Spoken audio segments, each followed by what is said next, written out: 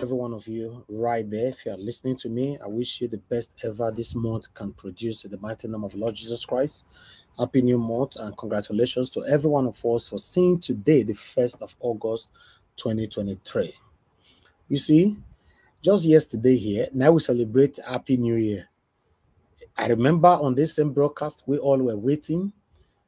We can't wait for the 25th of February, 25th of February for election. But today, August, you know why? I don't know whether many of you know why this year runs fast. Because a lot of us have been focusing on just the judiciary. So we kept looking at all the updates coming from judiciary every month, every week, as the day goes by. So the more just the run, they go, just like that. Wow. Anyway, it's good to be back here again. Great to our people. I have to quickly come at this time to quickly appreciate every one of you right there. I can see Amaka E is with us as well. Good morning, good morning, good morning, good afternoon, good evening to every one of you. Peter Inegbe, Agolo, Emmanuel Shooks, thank you very much for joining us. Osaga Datti, can see you right there. Angie Bright, thank you for joining us. Mike Rabo, thank you very much for joining us. Good morning to every one of you, or rather, good afternoon, good evening, depending on your own region. Mr. Oshman, thank you very much for joining us. Mary Daniel, Mike Akinbari, Discussion Channel TV, I can see you as well. Stella Imaseredo, good evening to every one of you. CXL, Lucky Yamu, Usagbovo, Okwongai, Paco Barrison, Origins, thank you very much. I appreciate you all. Patricia Enofe, my dear sister, I can see you right there. Head Talk Supplement, thank you very much for joining us. And thanks as well for the super chat already. Good evening to you. I appreciate this. Thank you very much. I can see Eddie Felix. Eddie, thanks very much for joining us. This Nikki Oka Ogu, thank you. Good evening to you. Wada Onos, Efuru Beric, thank you very much. Pastor Ikena, Miracle B, appreciate every one of you, my people. Now James, Amaka O, Christ, Emenike Obi, and God bless you now. Patience in them, dear. Thank you, my people. Press on the like button, help us to share. You know, I have a lot for you today. We have a lot to talk about. We are going to be taking on the court updates, and we're also going to be talking about a lot of pending stuff we need to, including the speech of Bola Ahmed Tinubu yesterday. Yes, I can see more people right there with us. I can see Jude King, Mrs. Eboigbe Favor. Thank you very much, my people. Patricia Tagbojomi, good evening to you, madam. It's good to have you on the panel. God bless you on the show. Thank you. Michael Og and MRO, good evening to you, sir. Thanks for joining us. Austin Prince, thank you. Nena Okenwa, thank you very much. I appreciate you all. Love of God is my strength. Madam, good evening to you. I appreciate you. Abajulu, I can see you right there Sunday. Waboise, thank you. Innocent Oka. I go bless you now. Continue to press on the like button. I have Didi Anthony with us as well. Then I have Kingsley Ogbona, Love Maduka. Thank you, my people. Then I have Madanena right there. Thank you very much, my people. Mando Sakare, thank you very much. Johnson Aroma, thank you. James Osaze, and God bless you, my people. Spice Exploring, I can see you right there. Then I have another super chat already for my brother that don't like watch. God bless you, my brother. Thank you very much for your consistency. Yes, I have Mark Rabo. Thank you very much. God bless you now. I have Mercy Ayo. Who again? I just Mike, because this conversation go back. No. I just want to verbally acknowledge everybody today. Mr. Boygbe, good evening to you all. Thank you very much. Lucky Yamu and many more. Okay, you guys are wishing me happy new month. So I'm seeing your names repeating again. Thank you very much. Thank you, my wonderful people. Maurice, I can see you. Tony Amaduke, and God will bless you now. DG Kasi, it's good to have you today, sir. It's been a while.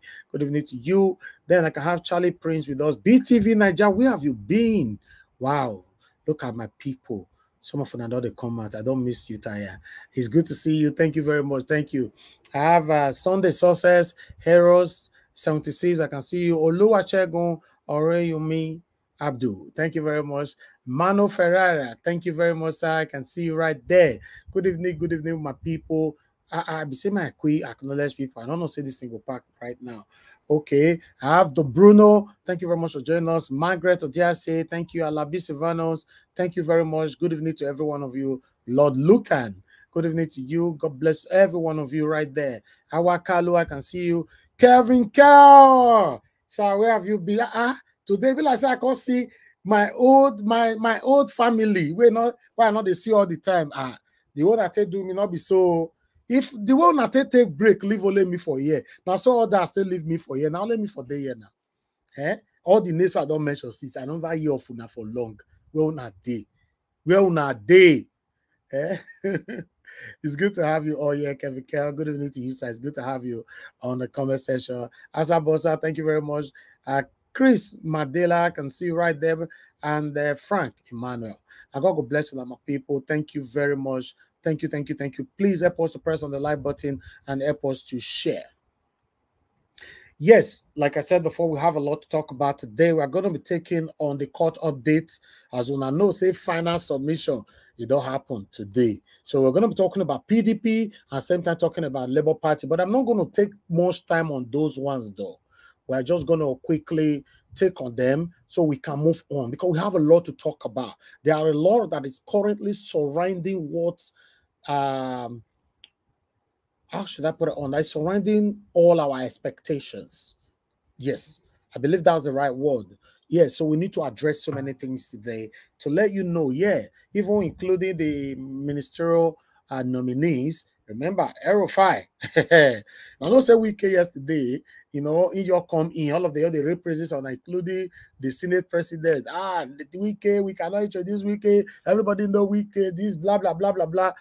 But, Aerofy, yeram, not be small. Yeram today, but I don't want talk everything. We'll go show you everything shortly. We're going to take it one by one. But meanwhile, let's continue with our introduction right now. I'm going to go back again to our wonderful brother, elder brother, Magnus Oraka. Let's hear from him. Then we take it as usual. But I wanted to bring out my face to quickly verbally appreciate my people.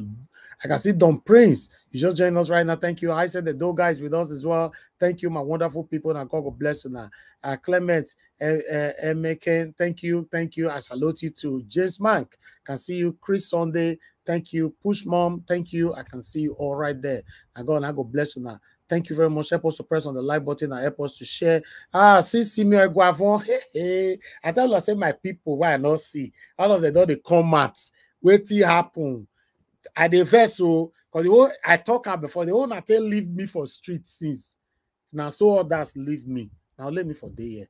Simon Guavon, or many of you now. But I'm very, very happy. I'm excited to see many of you today. It's good. It's good. No call yet. I never talk. What do you want? You they call this time. What do you want to talk? Calm down. Sometimes our body to the hot. You they call this time. What do you want to talk? We never present it to what present. Now calm down. Sometimes you say that my body they hot. Everybody body they hot sometimes. Just calm down. All right. I'll pick your calls later on. Jacob Obedient, thank you very much. Good evening to you. Isaiah Adun, thank you very much. Wabo Felix, thank you. Now God bless you now. I see many, many, many, many people right there. Meanwhile, let's take it from here. Then I'll come back to you guys again. Then we can take it together. Thank you very much and thank you for your patience. Please make sure not wash. Forget say liking as you join. That liking, not gonna press up. Now God bless you, now my people. Out of the 5 subjects he took, I've been looking for your school cert. I saw one. You sat for 5 subjects with 2 credits. I don't know how. I want to imagine that you still have another to bring. If not, I would want you to explain how you got into university with that. Thank you. I have other secondary school results which I have all passed that I have not attached to my CV because we are talking of secondary school certificates.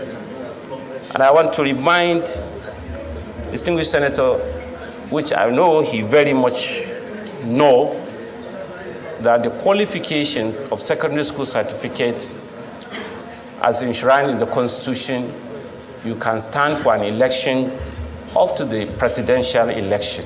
So I didn't bother you with much certificates, but I know I have the qualification for that. Okay, sir. You are saying that you chose what to give to the Senate. You chose the qualification to bring before the Senate because of the constitutional provision that a secondary school certificate is what is required. No, I don't understand my people. You see, these people, when I say people where Bola Ahmed Tinubu bring, come we want give me, we want put for minister. I hope so not be let me they watch this thing. This man say he get plenty certificates. He can't choose make he bring the smallest one because according to the constitution only allow you to go to any kind of level to rule this country with primary school or secondary school certificates. So I don't understand. Would they come or can analyze this thing properly? Let's listen. Would they come to Aerofire own? Would they come there? To the Senate. You chose the qualification to bring before the Senate because of the constitutional provision that a secondary school certificate is what is required to stand for election. You are not coming to stand for election. You are coming to be a minister of the Federal Republic of Nigeria. What he is asking me is, I sat, my first sitting was secondary school certificate with 2 credit passes. And what I'm trying to say is that I have sat for another examination and I have passed, but I don't want to attach another qualification because... May you tell this man, may go bring the certificate come. Where Tinubu bring see all these people? Yesterday, una day here where I showcase somebody where they born 1980. He say he start primary school at the age of 3. I never seen him for my entire life before. Then another one again, I want to see so. And they come for Aerofire own. Let's move on. Yeah, my concern here, the reason why I have to bring that video here and others is that we cannot continue like this. You know, we're talking about ministerial role. Somebody that want to be your minister supposed to be able to show that they can be a minister. You can't be telling me somebody that cannot put up a CV. You don't even have a PA or anybody that can put up a proper CV for you. So it's somehow. But before that, I would like to take on, before I take on people's reaction, I want to quickly address something differently, because this particular video that I want to talk about right now, we are going to re-upload it later by my staff. So let me, because if I say it in the middle of the broadcast, it might be different. It's a total thing, but stay with us. It's only 2 minutes. Yeah, good morning, good afternoon, good evening to every one of you, my people. Yes, we want to address land grabbing.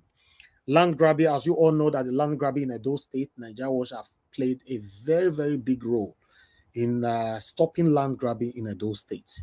Yes, I can boastfully say that 90% of land grabbing in Edo State have been totally eradicated or removed or stopped. Yes, I put my life out there to fight against land grabbing in Edo State. Many of you can testify to that. Yes, during the time of the land grabbing, because we were fighting left, right, we now decided to raise some money, you know, so that we can do some protest. I also go to our King's Palace, Oba of Benin's Palace. So I remember we raised some money that time, which I cannot really put a figure right now, but I'll put that one in the land grabbing group. It might not be tonight anymore because I'm live right now, but we already put that together. Then latest tomorrow, that will be on the land grabbing group. What we are trying to say here, we raise money to do a protest. Then Mr. Peter Obi's aspiration came on to become a president. So a lot of us were distracted, but even before the distraction, our efforts, our fights, you know, yield results.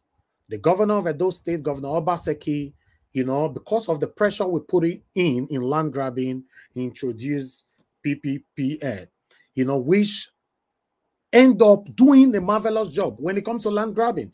I criticize the governor all the time here, you all are aware, but when it comes to this, the governor, he tried. Yes, he tried. Yes, we put him under pressure, I remember the Secretary of Edo State, we brought him here. He spoke to us concerning this land grabbing because some names, some criminals, their names were being called here so many times. Ebo Amagba came here to speak for himself. Many other people came here to talk about this land grabbing. You know, we also went, even Barrister Michael Zehome, the first time he ever came to this platform was related land grabbing and all that as well. He came here to put all in the right form. Yes, to cut everything short, I communicated with the governor of Edo State, you know, privately. We communicated, we talked concerning the list of the people that are supposed to be arrested. Although, in that, I'm still not pleased. Because the governor of Edo State actually assured me of the people that will be arrested, you know, people that were found guilty of land grabbing. But today, nobody were being arrested. But that's fine. We have to move on. The reason why I have to say this, because this video is going to be cut out and re-uploaded, is that we raised some money about between 900 to 1.2 million naira or more. But we'll put the figure together later on. The only thing we spent from that land grabbing, since it has been pending, because the last time we communicated concerning this land grabbing was about 3 months ago. A couple of people said we should still be patient. We can do 1 or 2 things. To be honest, my brothers and sisters, there's nothing to be patient about because there's nothing to do about land grabbing anymore. The reason why we raise the money is because of land grabbing. So keeping the money continuously, and at the end of the day, we might end up using it for something else. If something else comes up, we can raise another money. But this one, we are going to refund it back to every individualism that have contributed towards that land grabbing at that particular time. The list of the names are there, but it's good I announced this on air. If you know you are part of the people that contributed during that time, please, you have to send in your account so that we can start refunding after. Because I remember we did a t-shirt. We're going to forwarding that in the WhatsApp group of land grabbing. You know, we did only t-shirt we spend money on at that particular time. So that's it. Every other money is 100% intact. So we are going to be refunding this between now till Friday. Every money is supposed to have been refunded.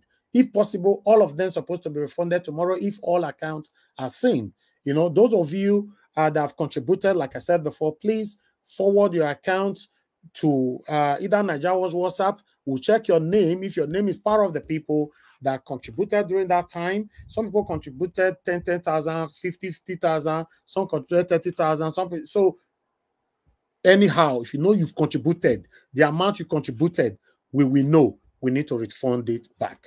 I want to say thank you very much, my people. I appreciate you all. I know some of you are not very happy because I've never paid attention to what is currently going on in Edo State since I started supporting Mr. Peter Obi.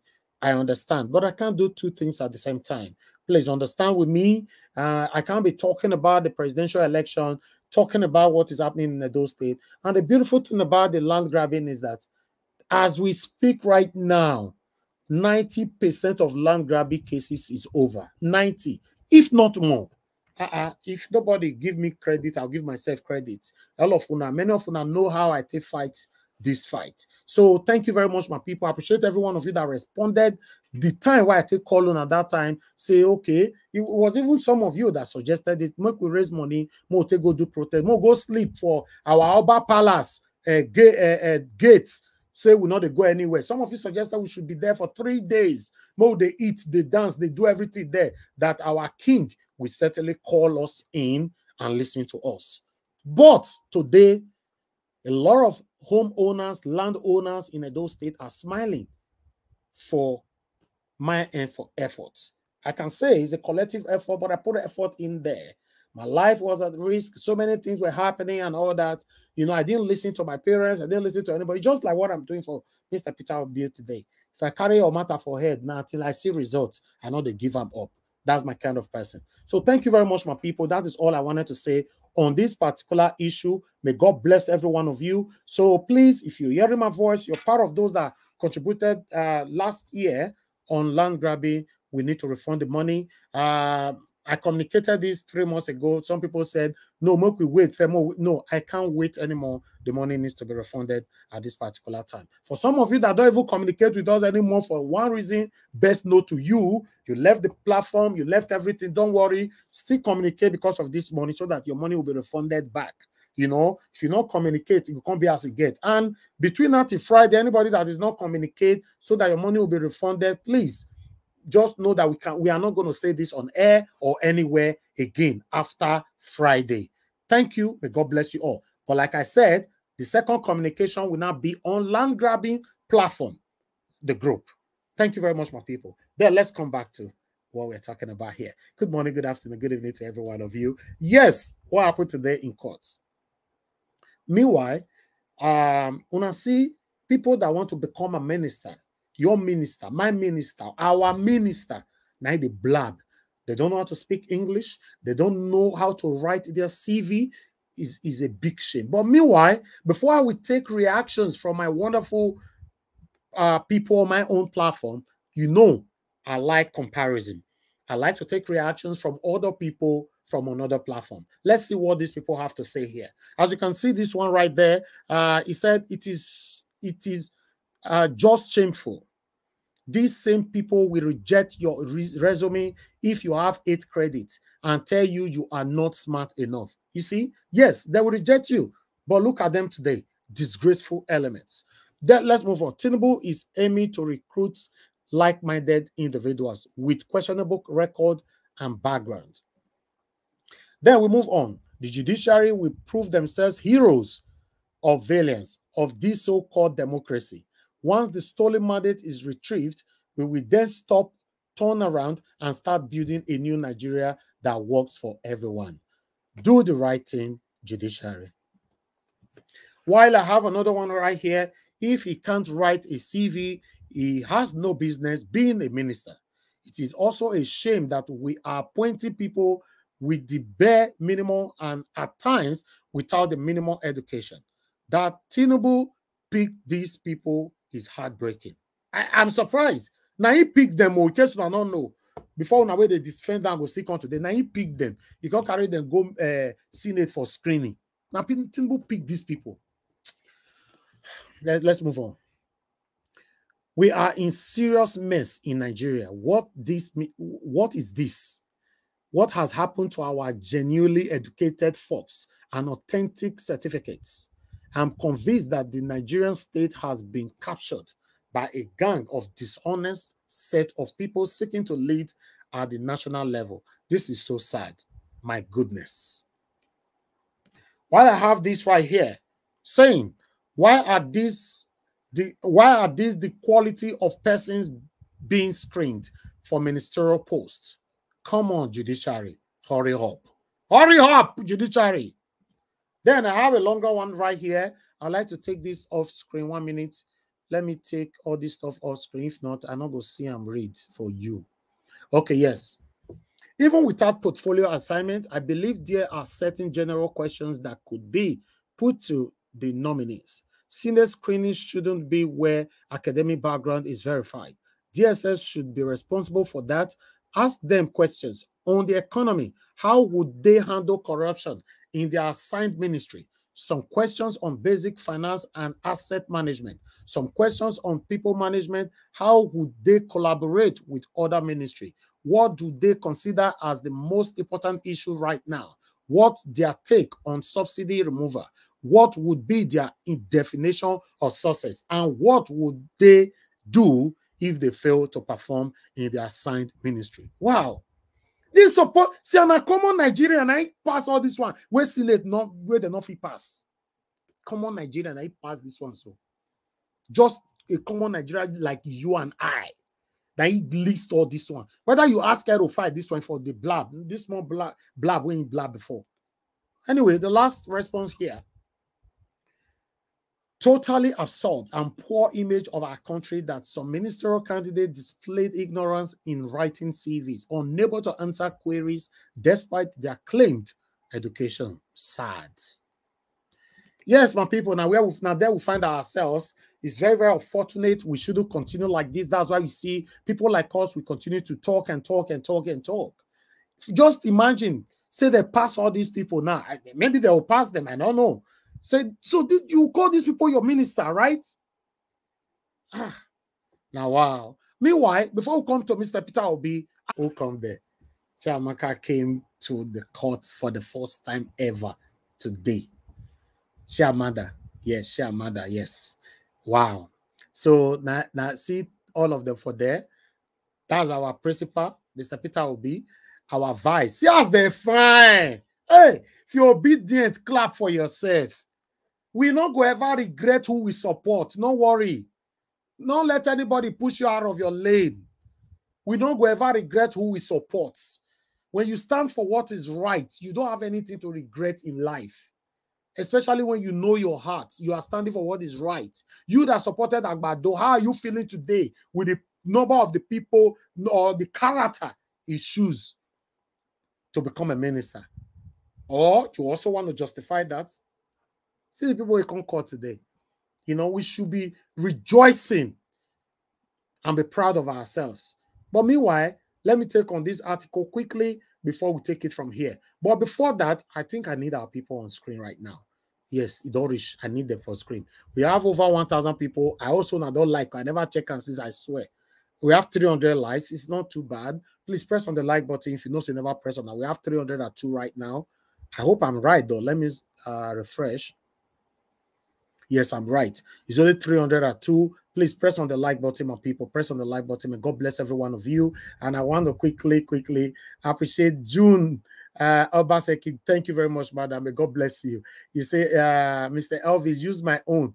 I take support you for the nice job you are doing. May God bless you, man. Thank you so much. May God bless you. You have always been there. I really do appreciate you. Thank you. Thank you. And those of you that supported me earlier on, Hair Talk Supplement, thank you. Edo Light Wash, thank you. Amazing Grace USA, thank you very much. You said Mr. Elvis, Mr. Niger Wash, thank you. You are a blessing to Nigerians. Thank you very much. Same here. You are a blessing as well. Everybody that is putting effort to have a new Nigeria, we all are doing the same job. It's a collective effort. May God bless every one of you. Thank you, thank you, thank you, thank you, thank you. All right, my people, let me take on this article quickly. Oh, no. I will just forget myself. Let me post out a link. Let me post that. I need my people here, but I love us. You know, now say my panelists, that they give me so much energy, you know, go understand. You know.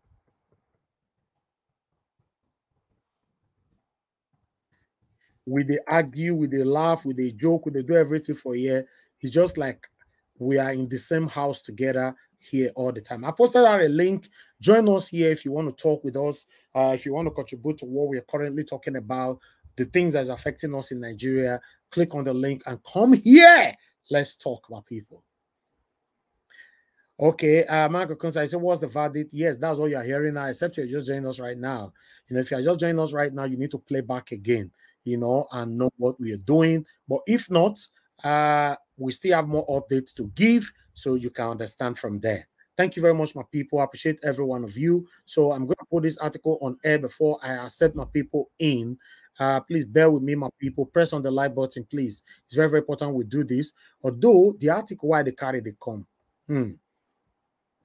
Now that pigeon, we first speak that day. Because now the only article why I get, we get the full details why they look for. And that pigeon again, or that pigeon from BBC Pigeon. You know, no saying a pigeon they talk their own. You know, the thing not too easy for me to read pigeon. I not go feel like. But meanwhile, the other day when I say I was very, very good. So I believe I'll be good again this time. Mother Patricia, that's fine. I don't see you. Thank you very much. As I mentioned your name, if you want to off your camera, it's now to you. Engineer Francis, Amada Nena, Alex Edoson, thank you. And F. Emmanuel, I never see you. But I have Kende Ayodeji. Yes, I don't see you. Kende, thank you very much. And F. Emmanuel, I don't see you as well. May God bless every one of you, my people. Thank you. Let me bring everybody in. I appreciate you all quickly, you know, and we'll take it from there. You know, please stay mute, stay mute. All right. Let me come. Thank you very much, Madam Patricia. It's good to have you on the panel. Good evening to you, man. How are you doing today? Good evening, Mr. Elvis. I'm doing great. Thank you. Happy New Month to everyone. Thank you. Happy New Month. Happy New Month. Thank you very much. Thank you. Yes, we have Mother of All, Mommy Diaspora, already with us. Good evening to you, Mommy. Thanks very much for joining us. Yes, let's move on to Engineer Francis. Thank you very much, Engineer Francis. Good evening to you, sir. How are you doing today? It's good to have you on the panel.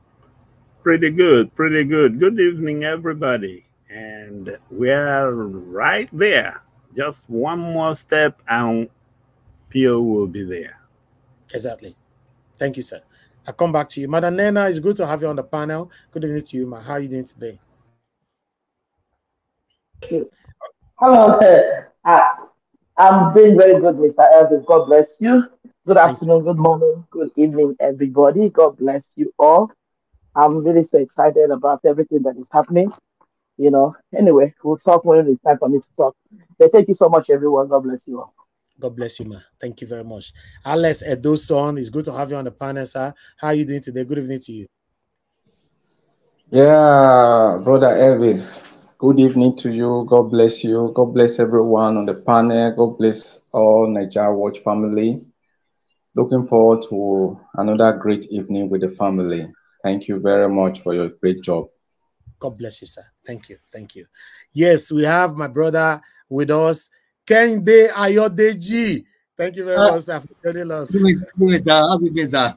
I'm very, very good. How are you doing? It's good to have you. You don't tell what's up now. Yes, sir. Yes, sir. I'm coming, sir.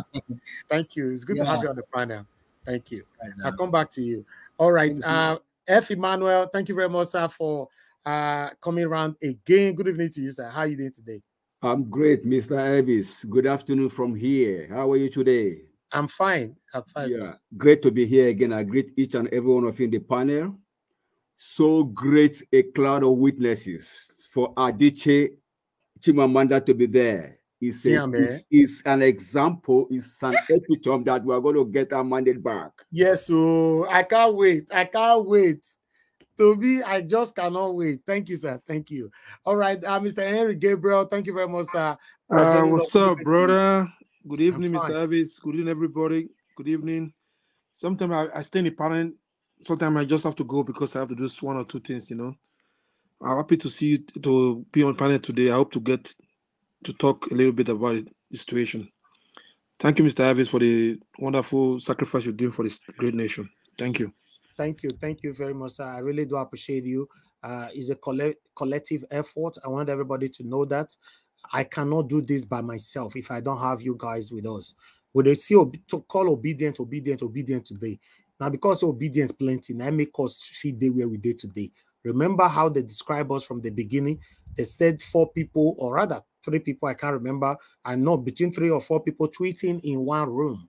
Okay, let's assume, say, it can't just remain for only that 3 or 4. As they describe us to be, we're not going to get anywhere. So we should always know it's a collective effort. Yes, nobody in life have ever grown without the help of a fellow man, So we should be proud of ourselves. Thank you very much, my people. I appreciate every one of you right there. So I would like to quickly take on this article, but before that, I would like to appreciate Michael and MRO. Thank you very much, sir, for the super chat and your text. I even value the text more because kind words boost my enthusiasm, my energy, my belief, and the effort that I'm putting into what I'm doing today. Thank you. You said, all I can say is thank you. Thank God I found this channel. You don't know how much that means to me. All of you that is praying for me, telling me good things on the comment section. Some of now you're talking, you'll be listening a normal thing, you just talk there. Listen, I beg the talk, it's not normal. It means a lot. That's why we both call and review feedback. Your review, your feedback, especially if it's positive, it means a lot. Although if it's also negative, it also means a lot because it gives you the opportunity to work on yourself, work on your brand, work on what the feedback is all about. So I want to say thank you very much, my people. I appreciate everybody equally. Now God bless you now. Nena Obi, on your device, you did backstage. So if you on your device, I'll accept you in. But meanwhile, I would like to move on so that we can take this article. Don't say this article. I've heard talk before. Say, okay, Madam Nena, I don't see you. That's fine. I don't say this article. I talk and just now say it not be waiting easy like that. Now pigeon, not be all of us this speak pigeon like that. Talk, let's see you read them, but let's see. Let's see how we go. Madam Patricia Fair praised me that they say I pass with a flying color that last pigeon article why I read. So let me try myself again for this particular one. Like I said, somebody can't tell me that they might read for my local language. Wait till they use Benite right. I don't understand. We're gonna take a easy. All right, let's let's move on. Presidential election petition tribunal court reserve judgment for Obi and Atiku petition against Tinubu. The presidential election petition court wey sit for Abuja don't reserve judgment for the petitions where People Democratic PDP presidential candidate and Atiku Abubakar and Labour Party presidential candidate Mr. Peter Obi bring against President Bola Tinubu. The 5-man panel of judges reserve judgment after them adopt the written addresses on preliminary objections and final written addresses of the petitioners and respondent on Tuesday, 1st August 2023. Chairman of the Presidential Election Petition Court, Justice Aruna Samani, say judgment dey reserved to a date where we go communicate to una. Atiku and Peter Obi, they challenge the declaration of Bola Tinubu by the Independent National Electoral Commission, INEC, as winner of the 25th February presidential election, as them allege say mago for this election. Okay, I don't hear another word. Mago na waiting for English. It means trickery. Okay. Why you? Hi. Okay. Because why they read that, so everything look like English. So why don't raise mago now? Then it could be as it get. Anyway, let's move on. Adoption of preliminary objections. The adoption of the preliminary objections and process start with the first respondent, where the Independent National Electoral Commission, INEC, counsel to Abubakar Mahmoud San, Senior Advocate of Nigeria, during the presentation of in preliminary objections and final written address, pray the court to uphold the objection with them raised for their written addresses. Second respondent, Bola Tinubu, through him, lead counsel Wole Olakpekon, Senior Advocate of Nigeria, pray the court to uphold all preliminary objections and remove all documents and exhibits where they for the record of the court where them object to. Okay, let's move on. Third respondent, the All Progressive Congress, through their lead counsel, Lateef Fagbemi, Senior Advocate of Nigeria, tell courts to uphold the objection removed from the record and discontinuance the affected documents. Lead counsel to Abubakar Atiku, Chris Uche San, prayed the court to overrule and dismiss the objections of the exhibit where court don't already admit sake of say he lack merit. Oh, sake, okay, merit. And make court uphold the exhibit already admitted as evidence and use arm to determine the petition. Adoption of written addresses. The 5-man panel give the petitioners and the respondent 20 minutes each to present their written addresses. Late counsel to INEC Abubakar Mahmoud say the major part of the petition na non-compliance of the regulations and guidelines of Electoral Act 2022. For him argue, him talk say the use of technology na major reform of the Electoral Act, and all them agree on these points. Him explain say the use of technology bring about the introduction of being border verification accreditation system BVAS. He also covered the application how to use BVAS, which include accreditation, authentication, and transmission of result to IREF from the polling unit, and the good intentions of INEC to make election credible, free, and fair. Where their disagreement dey na the collation and transmission of result, Abubakar Mahmoud highlight na dey follow. No electronic collation system dey in place. They no disagree. Say, in fact, I will stop this one here. Don't worry, I'll use video to talent up later. Okay, but don't already finish, safe. Okay, my finish. I think it's still long. Okay, don't finish that. Now, okay, now the last. No, my finish. Because I be not tired. No electronic collation system dey in place. Them not disagree. Say glitches being there on election day, but disagree on what it caused the glitches and consequences.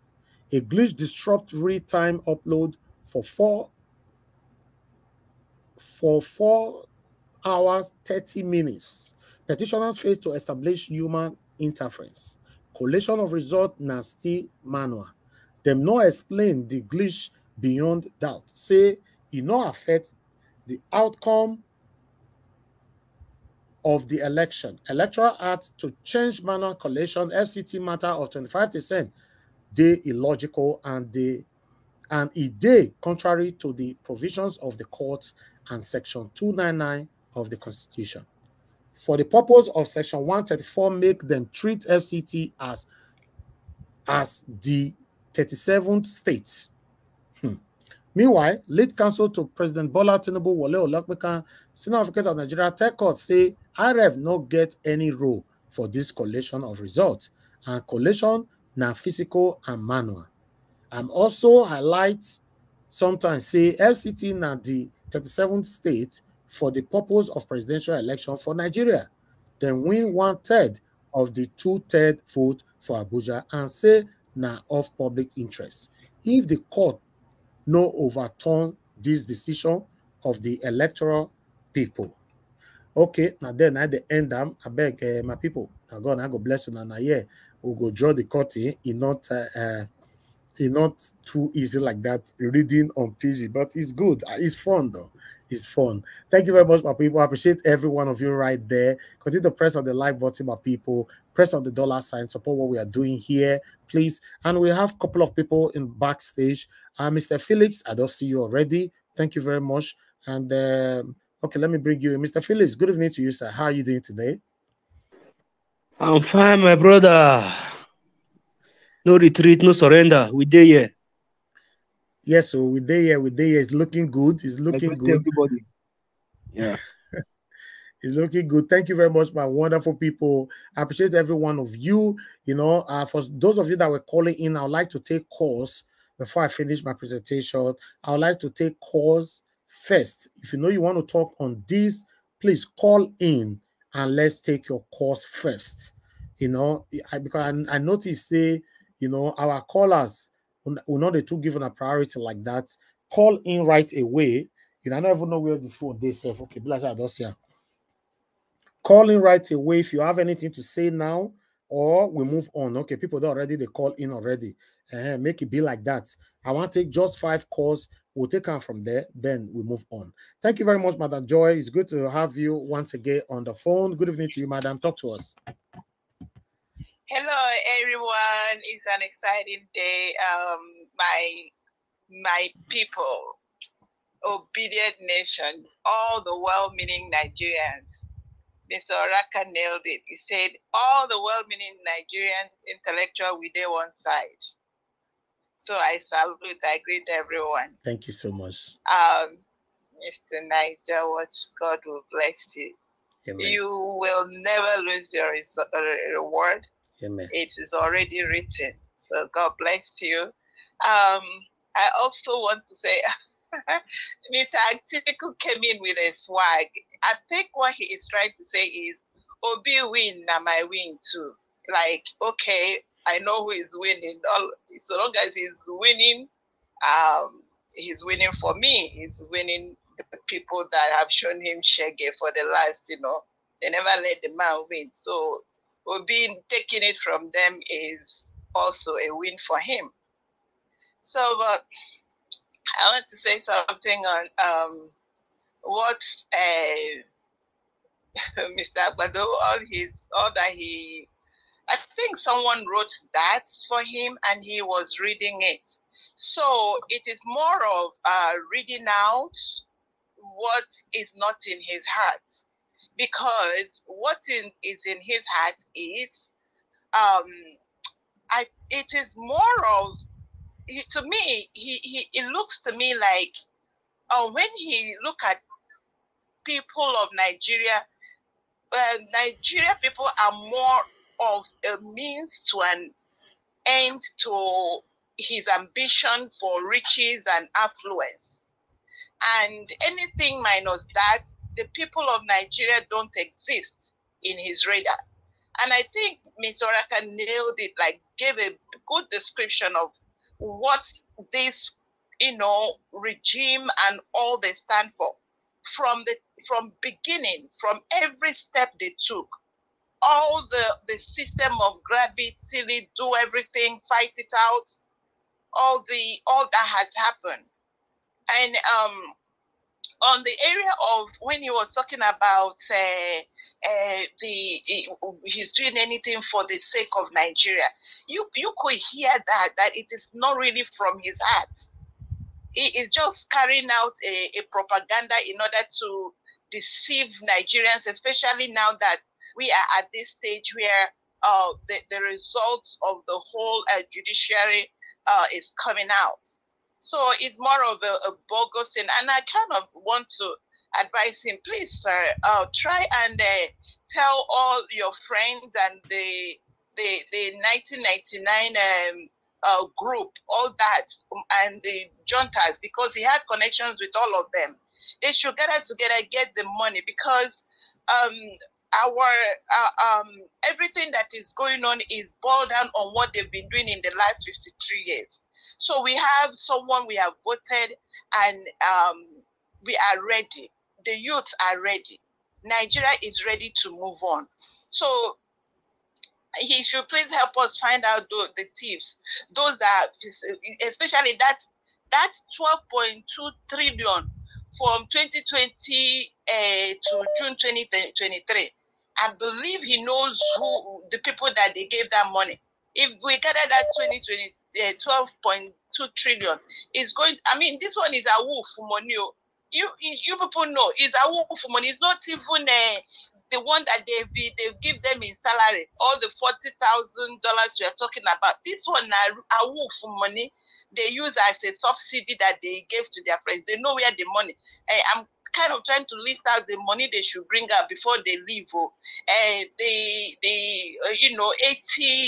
700 billion. They bring it, gather it. We will need it to build our nation because we are ready. And also, I'm going to also talk about that Nigerians are no longer, we are done with being fooled. You see all those ministerial appointments. That thing is a big sham.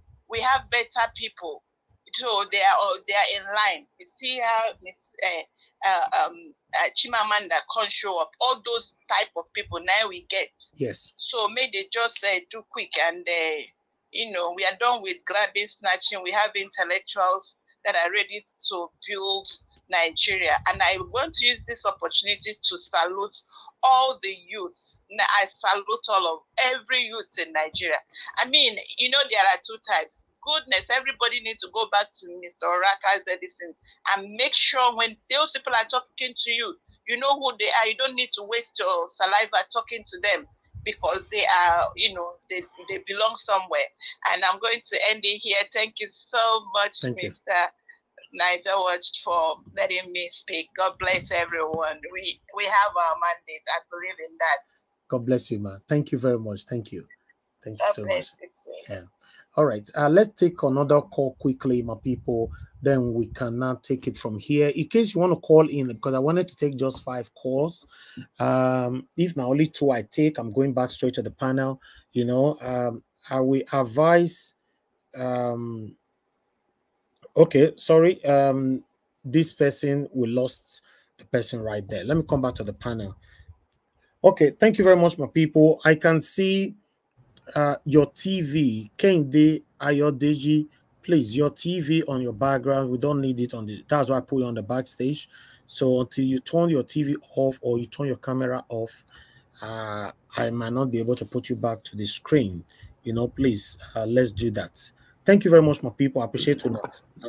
And God bless every one of you right there. Let me speak to the first person on the panel, which is Engineer Francis. Engineer Francis, thank you very much, sir. It's good to have you on the panel. Please talk to us. What's your take on everything that happened today, or what I've projected so far?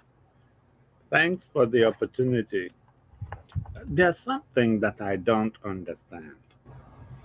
Have you ever been on a job interview and you go to the interview, but you don't even know what the position is. I mean, it's like these senators, what in the world are they doing? They are interviewing people for positions they don't know anything about. Are they trying to say that a minister for petroleum can be good for minister of education, so it doesn't matter, just hire them and then give them, throw up the keys, and when whatever key to the office you get, that's where you will be? Doesn't that look childish? I mean, I'm thinking, are these people, or if that is the provision of the Constitution, I think it's a very big insult to Nigeria. I mean, I should be able to know, like, I'm quite sure in the Senate, they have their committees. They have committees on education, on whatever. Those committees are the ones that will take those nominees one by one, a nominee to their area, and grill them, ask them serious questions. The DSS is supposed to be the FBI in this case, which is supposed to go through every one of them, go through their life history, all of them, and hand it to the senators that will be grilling them. So they will know exactly who in the world we're putting in what position. But here they just bring them and then some, take a bow and go. And what is this? It's really a big shame. And then I hope Tinubu is not planning on sending Nigerian troops to Niger. He can send Dokubo and his groups to go and represent us there. But let him not waste any Nigerian blood on that, because he himself has a big question mark. So he should work very carefully on that area. And then I guess everything comes back again to the courts. This presentation today marks the end of everything. I am feeling insulted for the justices. When somebody you call a learned colleague comes and tells you that somebody did not commit a crime, but his account or his money in his bank account is the one that committed the crime. If that be the case, that means all those people we've sentenced for driving automobile and causing some sort of accident, we should release all of them, because the car is the one that should be in jail. I mean, what kind of childish argument is that? It insults, actually insults the justices, that somebody who went through school can come up with that argument. And from what I'm getting, that particular argument was submitted by that Fagbemi, and Fagbemi happens to be one of the nominees. And since he's a lawyer, I suspect that they might be pushing him into maybe the Attorney General position or something in the justice, maybe the minister. That's the kind of person that presents this kind of argument. Oh, Nigeria, I really cry for Nigeria. Well, I will rest for now. Thanks.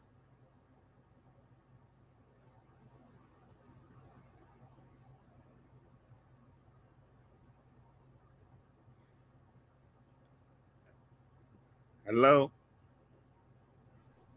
Hello, Mr. Mr. Chris. Okay. Good evening. Yes. I think he's there. Okay.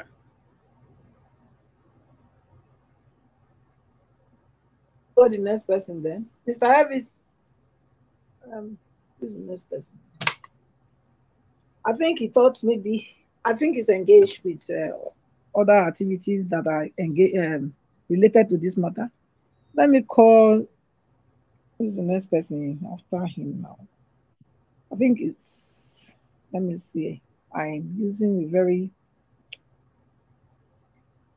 somebody with F. No, sorry. You are back? Okay. Yes. Thank you very much. Thank you. Thank you. All right. Let me move on. Thank you very much, Engineer Francis. May God bless you, sir. Thank you. My system here was frozen. I don't know why. But meanwhile, let me move on to Alex Edoson. Are you there with us, sir?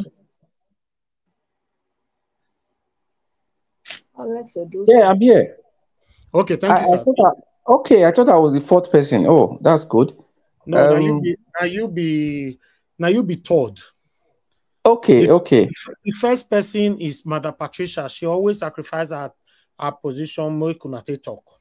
That's good. Now my sister now. That's who we are. You understand? That's who they do. That's so. God bless her and God bless all of us. Thank you once more, Elvis, my brother. Thank you for everything we did do. You know, that land grabbing issue you brought about. I thank you for it, and I'm very, very happy that the sacrifices that you made begin to bear fruit. Because I was not part of it as at that time, but I heard a lot about it. You know, so I thank you very much for your sacrifice. God alone is going to reward you. Thank you once more. Thank you, sir. Coming to our present situation, you are doing a very great job. You started it, you are still in it, and you are going to see the fruit of your labor. Amen. By the grace of Almighty God. Amen. Thank you. Where do I start from? I was so, I don't know how to describe it, my emotion. It was like kind of a roller coaster. Seeing these guys that call themselves ministers to be, want to be ministers, the parliament or whatever they call themselves, the Senate or House of Rep, okay, the so-called senators, I just begin to think, oh, is this a banana republic that I am from? How can this be happening to Nigerians and to Nigeria? Look at the people that are running the affairs of this great, so wonderful, blessed nation. Why, for God's sake? You know, this issue of the military coming in most of the West Africa countries, and the way the tension is kind of building and building, these guys are just making me to remember how the military came back in 1983. You understand? I just hope that the judiciary, I just hope with all of my heart that they just do the right thing and don't put Nigeria in a place that nobody will be happy about. Because when I saw the way they were, somebody was presenting himself to become a minister, like the engineer Francis just said about you coming for an interview, you don't even know the job you are coming in for. Some people will be telling me that Nigeria is a country that anything can happen. In fact, it is true, because I have never seen this kind of thing before.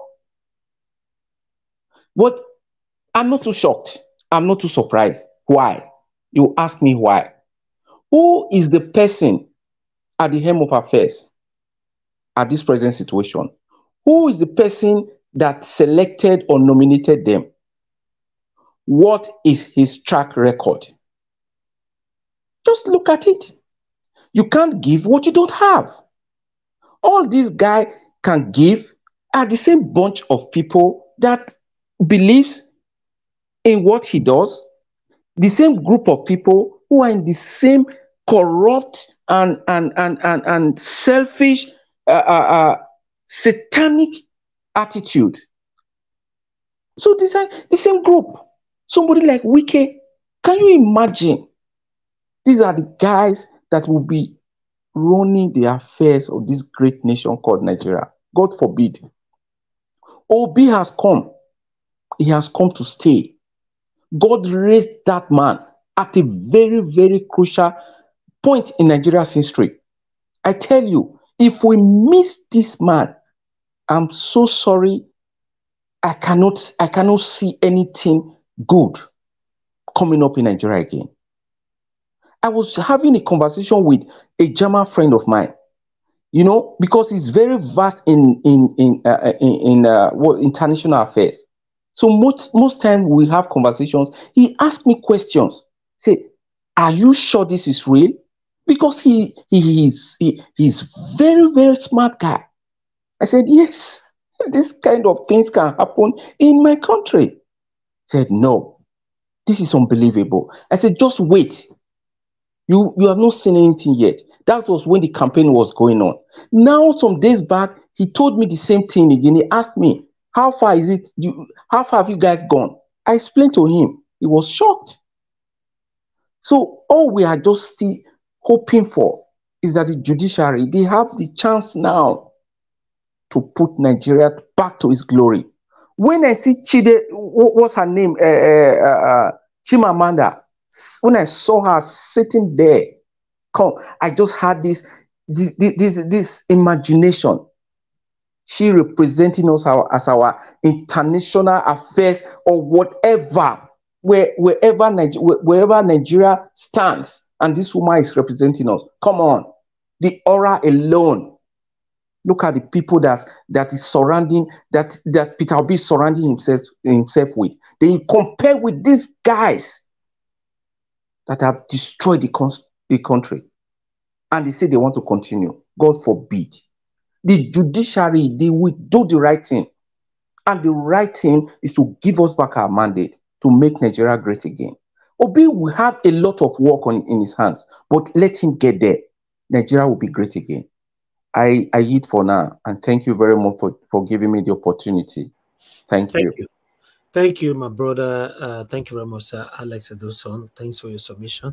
Thank you. Okay, let me see if Kende, if you are ready for us right now, I'd like you to talk to us. Your TV on your background, can you turn them off? Do not go for the broadcast. Like how? There's those two TV in your back playing, or off Why your don't camera. off his camera instead? Off your camera. Off your camera. Okay. I'm trying to do that. Off your camera, so we'll not be seeing you anymore. Oh, but you are playing two TV on your background. I'm trying to do that. Okay, wonderful. Oh, looking now. Hello. No. Hello. No. Yes, I'm hearing you, but you don't know how to off your camera, right? Yes, it's okay now. No, you never off your camera. You get two television where they play for your back. Okay, let me try this one again.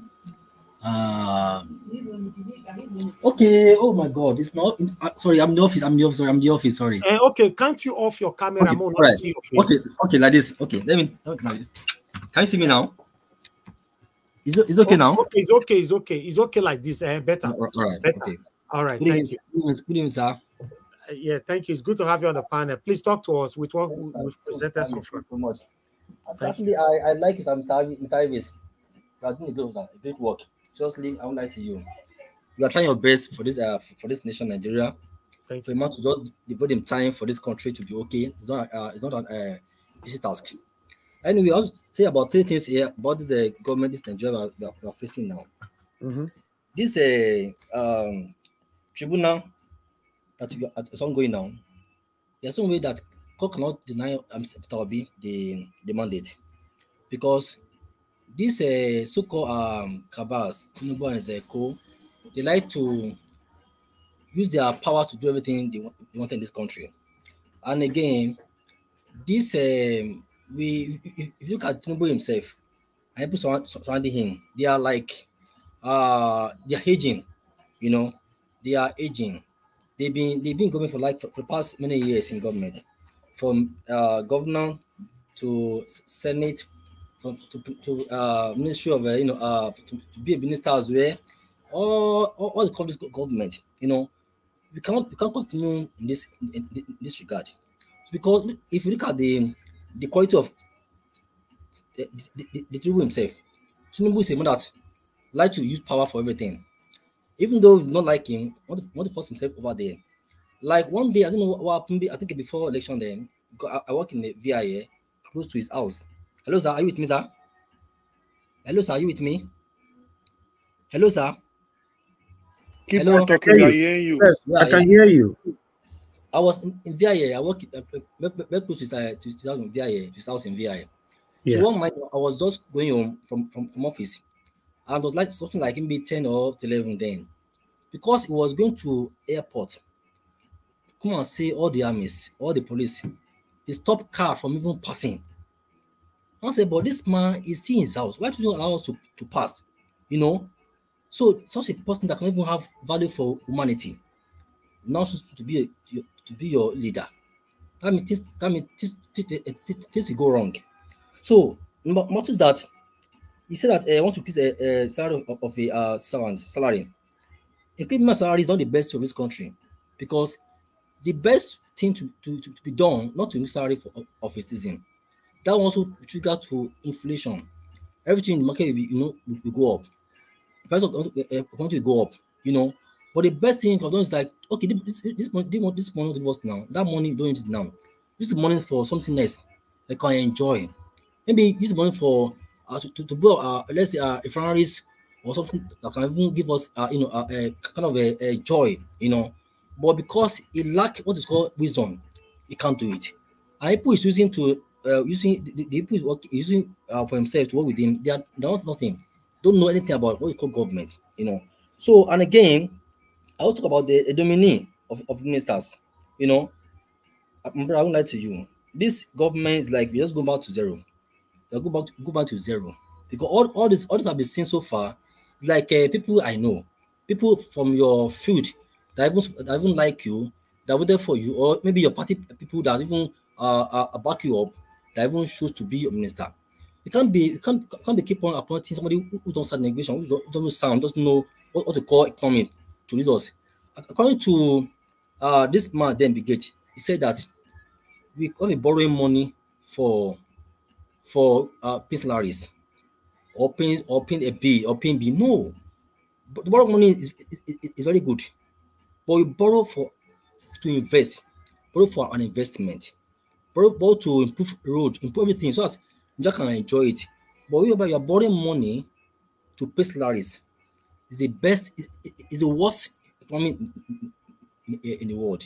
So my brother, they are not even borrowing the money to pay salary. They borrow the money, they shared it among themselves. That's why I'm saying that this man, you know what he's doing. He wants that money to just buy them. No, he said let me very soon that a good salary for that's how it will increase very soon. That kind is like is that one to buy our mind, to buy our heart. But to me, sir, I like to use that because this man did not vote for you, did not vote for you, don't want you. Even though you do a good 100 good things, don't share it because number one is that it's not our choice. Our choice is Mr. Obi that I voted for. So being there, doing everything, I don't just to play yourself to make you happy. But to me, we don't vote for you. Even though in Lagos, I live in Lagos. I'm Lagosian. People everywhere I go to, they complain about this man. Complaint was so high that this man on the potential was. Somebody just got there as leader. You don't have a human sympathy. You don't have an attribute of a leader.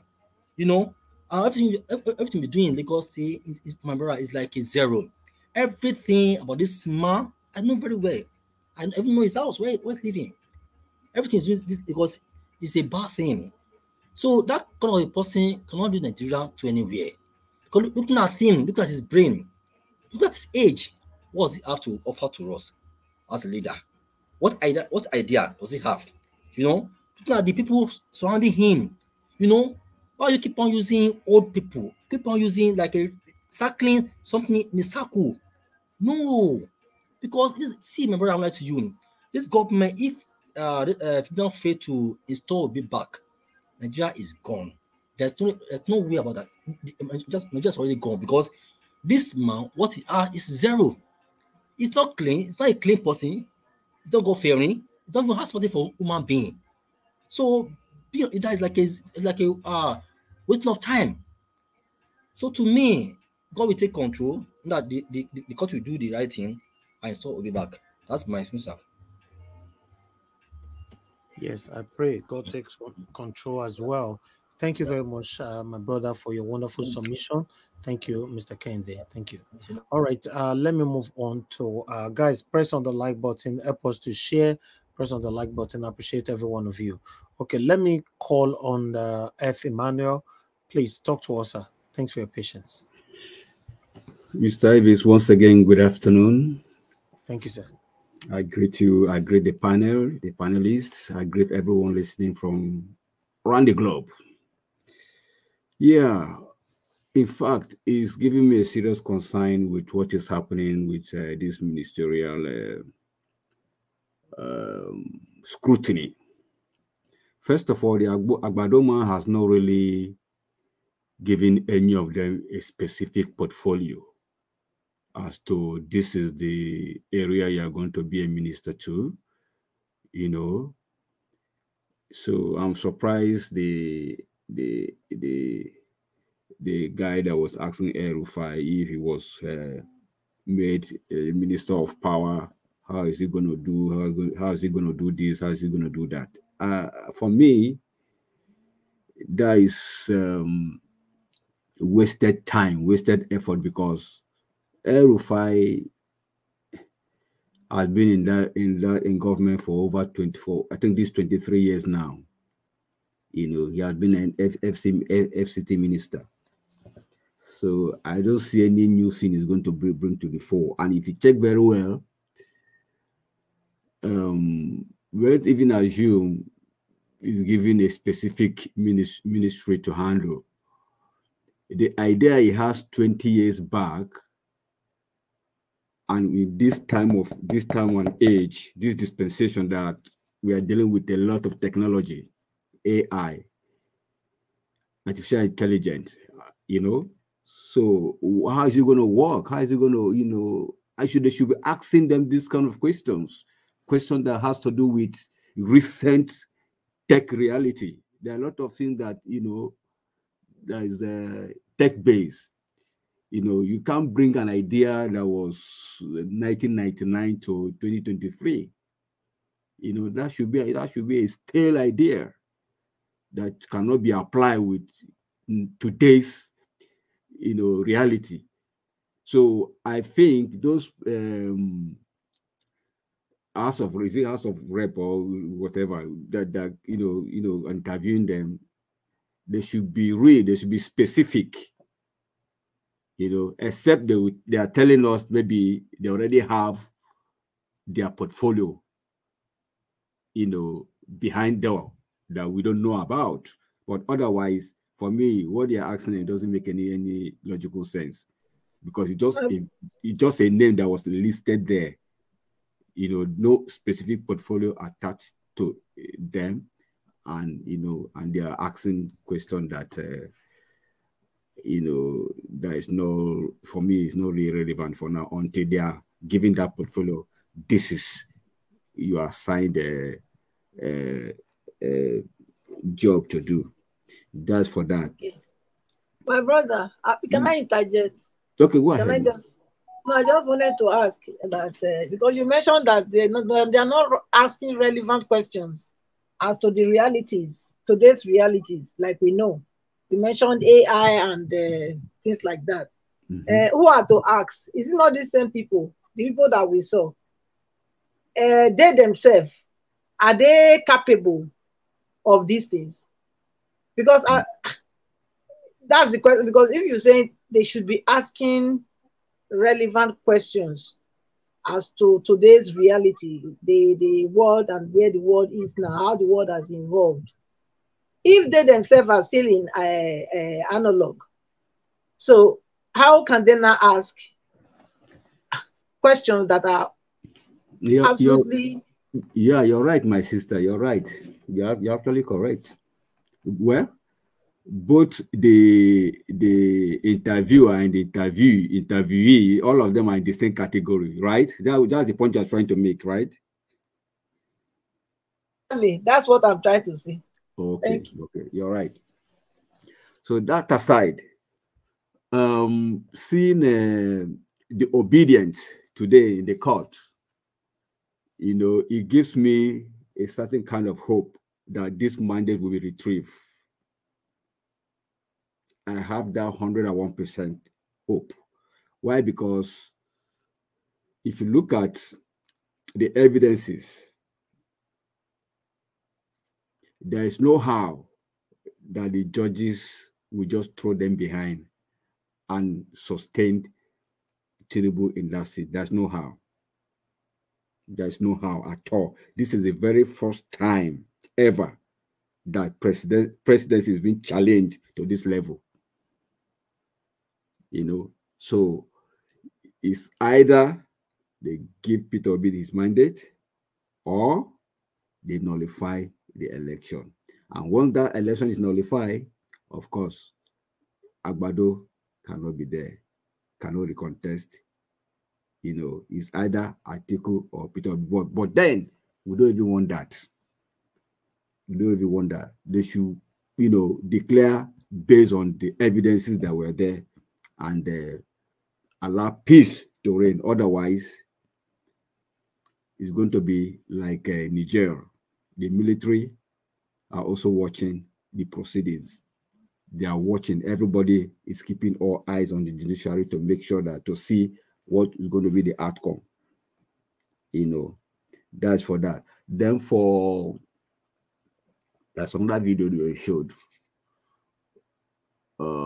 Okay, still that pidgin English you read, Mr. Ivix. Well, as long as I'm concerned, Olani Kpeku is just trying to form busy. Even he himself, he knows that there's no how they will throw away all these evidences. It's not possible. He's a lawyer. We should know that by now. Their lawyers judge based on evidence. You know, they give their judgment based on evidence. So for a lawyer to come out and be saying that they should trash all those evidences that have been brought to court, I don't think it makes any reasonable sense for me. You know. So let me just rest my case for now, Mr. Ives. We'll talk again. I'm here.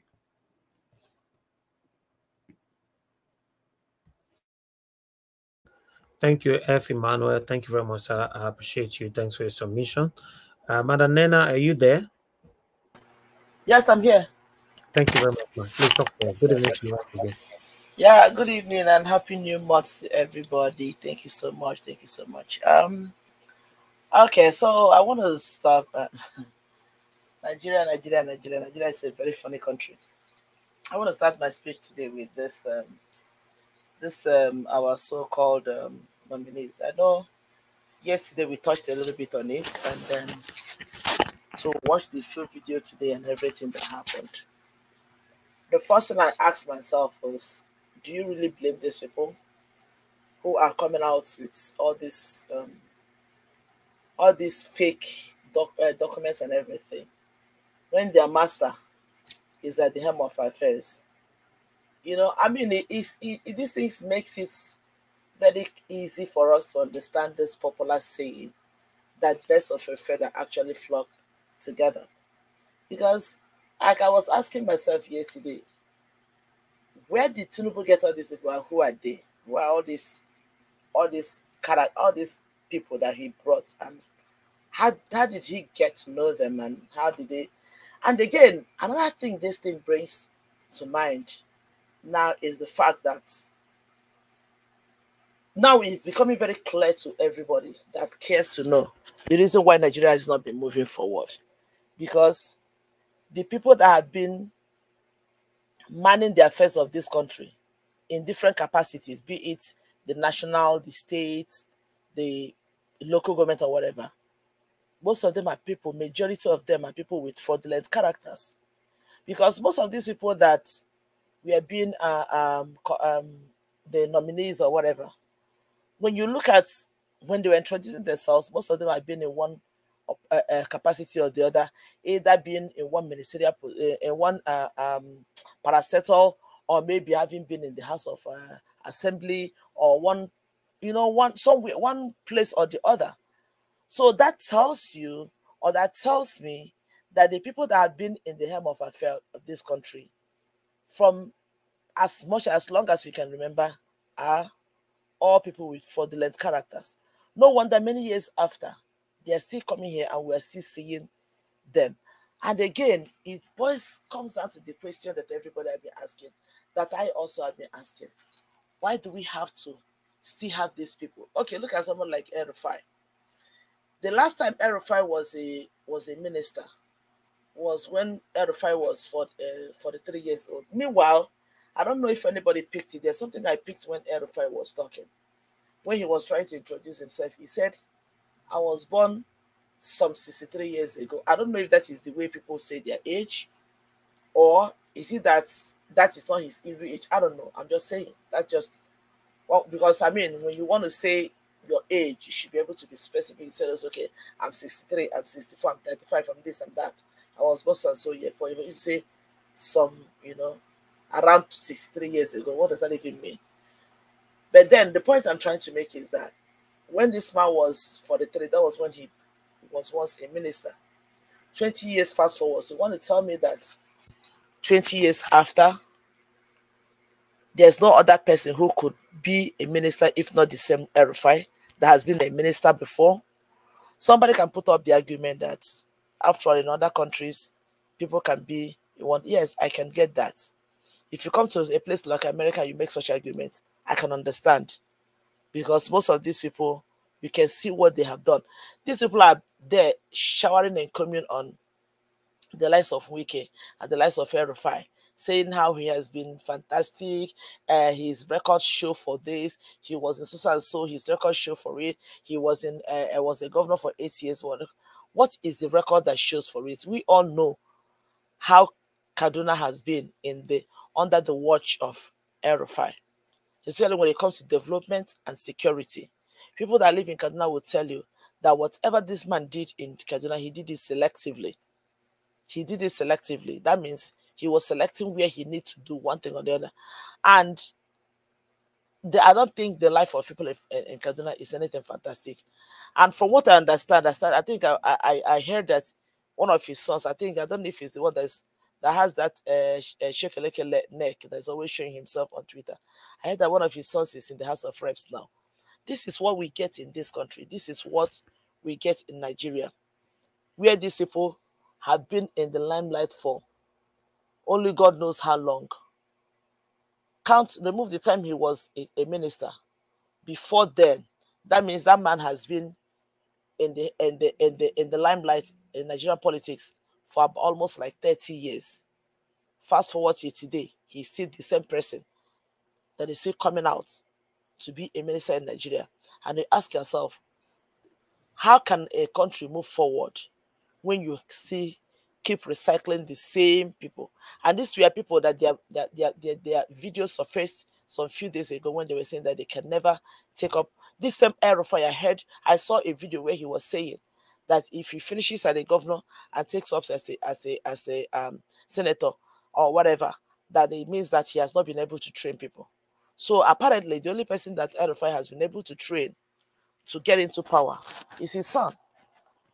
If 20 years after being a minister, he is still a minister, now he's still coming in to be a minister, and then his son has found himself in the House of Reps, that means the only person he has successfully trained and placed somewhere is his son. So Nigerians, that is very glaring to us, that these people have nothing to offer us. Madam Inena, sorry, yeah. let me interject you a second. You see, that tells you that this is our leader, they don't have integrity. See somebody like Wike, for two different videos, he claimed that he can never be a minister. Yeah. But what happened? He's taking a bow. Yeah. He constituted the G5 in quote, say their integrity group. How far? How market today? And yes, it's the same weekend that somebody asked. They asked him a question some time ago. If he will ever leave PDP, say, how can I leave malaria and go? How can I leave PDP that's suffering from malaria and go to APC that has cancer, terminal cancer? Wicked, there's power in the tongue. You are eventually getting close to cancer, and that cancer is going Madalena. Madalena. Yes. And not only cancer. He said it's stage 4 cancer. The type of that you will need to that God will call. That's what he said. He said terminal cancer stage 4. So that is where he eventually find himself. So he has finally removed himself from malaria. He's getting into cancer, and cancer will hit him. Cancer will hit. It's not a curse. It is what he has said with his own mouth. He is the one that said it. So he's gradually getting there. You see, like somebody just said, these people have no integrity. They don't have no shame. So how can anybody even believe anything that comes out of the mouth of these people? If somebody can say one thing today and tomorrow the person is saying something completely different, how can you even trust such an individual that they have anything good to offer the common man on the street? Coming to the speeches that Tinubu made, I don't even know anybody will be excited by what he said. That whatever he did was just teleprompted. See the look of it. This man cannot come out constructively and say something from his heart. They sit down, write a note for him. He sits in front of camera and reads it out. So why would anybody even get excited about whatever thing that comes out of these people? Somebody made a comment that said the only thing that they've known about APC is all promises. What has ever come out of the promises that APC has made? Nothing. Nothing. So if anybody is thinking that anything is going to come out of this bunch, I say it and I say it over and over again. Nothing good will ever come out of these people. Nothing good will ever come out of this, because we still have the same people who have been in the helm of affairs. The only thing that they've done is to shift, and they bring their children. What can possibly come out of these people? What can comfortably come out of somebody who sits in the came for what is it called? For screening, and he's counting the years he graduated from school on his fingers. For crying out loud, what kind of mess is that? Like the way the rice people describe it to me, just like we are a bunch of friends just gather just to make fun and laugh. And this is serious. I wish we can just get a picture of where a place like America, they are screening people who are appointed for the ministry. You see the difference. When people get into what is called serious business, you see it that they understand the urgency, the importance of what they are doing. They take it seriously. They take it seriously. And these people came in there like Rufai them said, without any portfolio. You interview people without even knowing what they're going in for. You're just making random statements. Like it just doesn't even make any sense. These people, they think Nigeria, in fact, they've reduced Nigeria to, and I don't know if there's anything that's lower than a joke of a country. They have reduced Nigeria lower than that. No, it's still finished. It's still finished. Honestly, it's so ridiculous. They just gather and they make fun. And somebody was asking, will they really approve? Watch it. They've already approved these people. After all, you see them in the floor of the house making defenses for them, defending this somebody.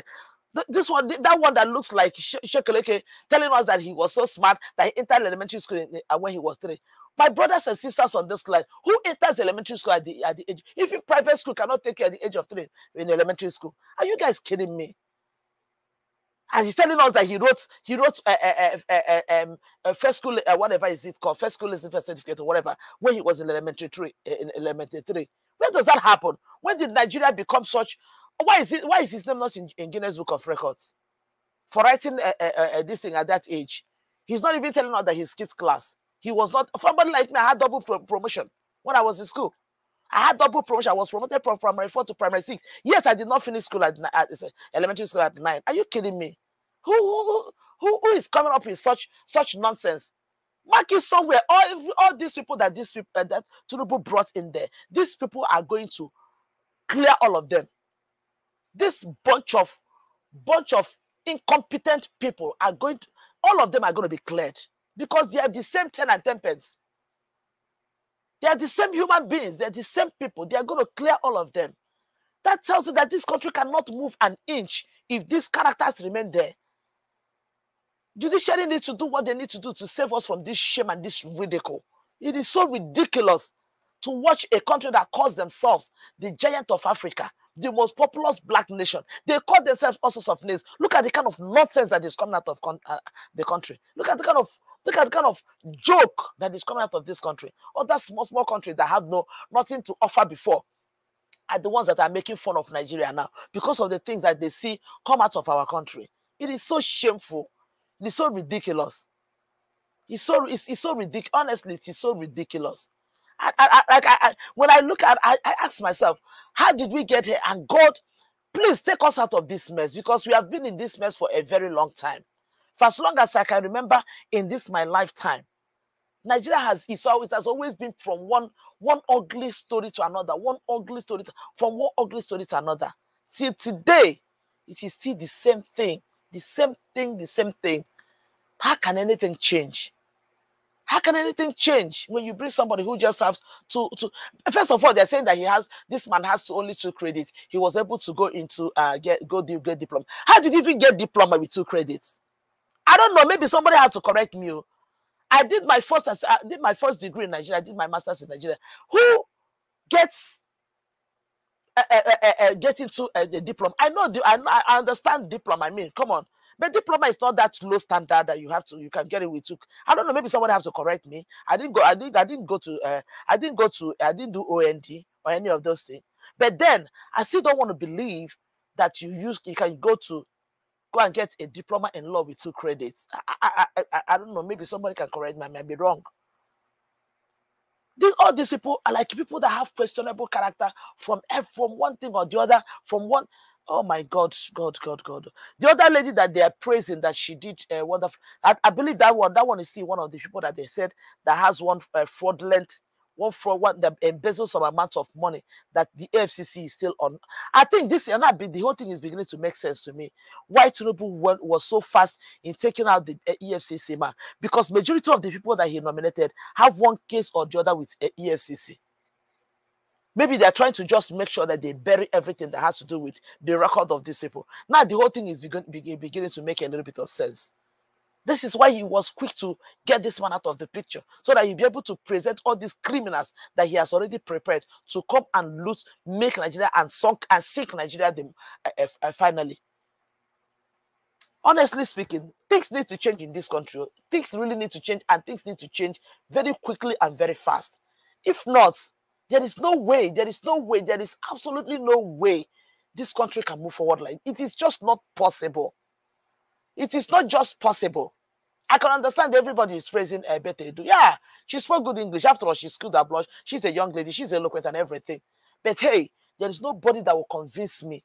There is nobody that will convince me that that lady is not as criminal-minded as every one of them. I cannot be convinced. Nobody will convince me. I don't care what the kind of grammar she came there to speak. I don't care how eloquent she is. These are the kind of people that the kind of faces, characters Nigerians should have used to present Nigeria on a better light. But for the fact that she's fraternizing with this group of people, that's, for me, as far as I'm concerned, she's a write-off for me. I don't care. I don't care the grammar she speaks there. I don't care what she came there to say. I don't care. She's the same person that was telling us that after 4 years, Nigerians will beg Tinubu to come back. For that singular comment alone she made, and every other thing that's her answer. For that comment, since the day I saw this woman talk about how they manipulated, how they were able to fight and make sure that the speaker and the Akpabio came into power. And after that, she was called and she was given a gift of $50,000. That was $50,000. That was the day I wrote her off. And the day her staff were showing how she was giving them dollars just for lunch. Are you guys for real? I don't care the grammar she speaks. Bette Edu is the same person as all of them.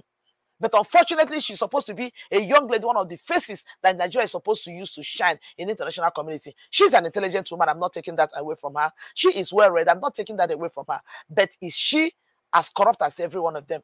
Yes, she is.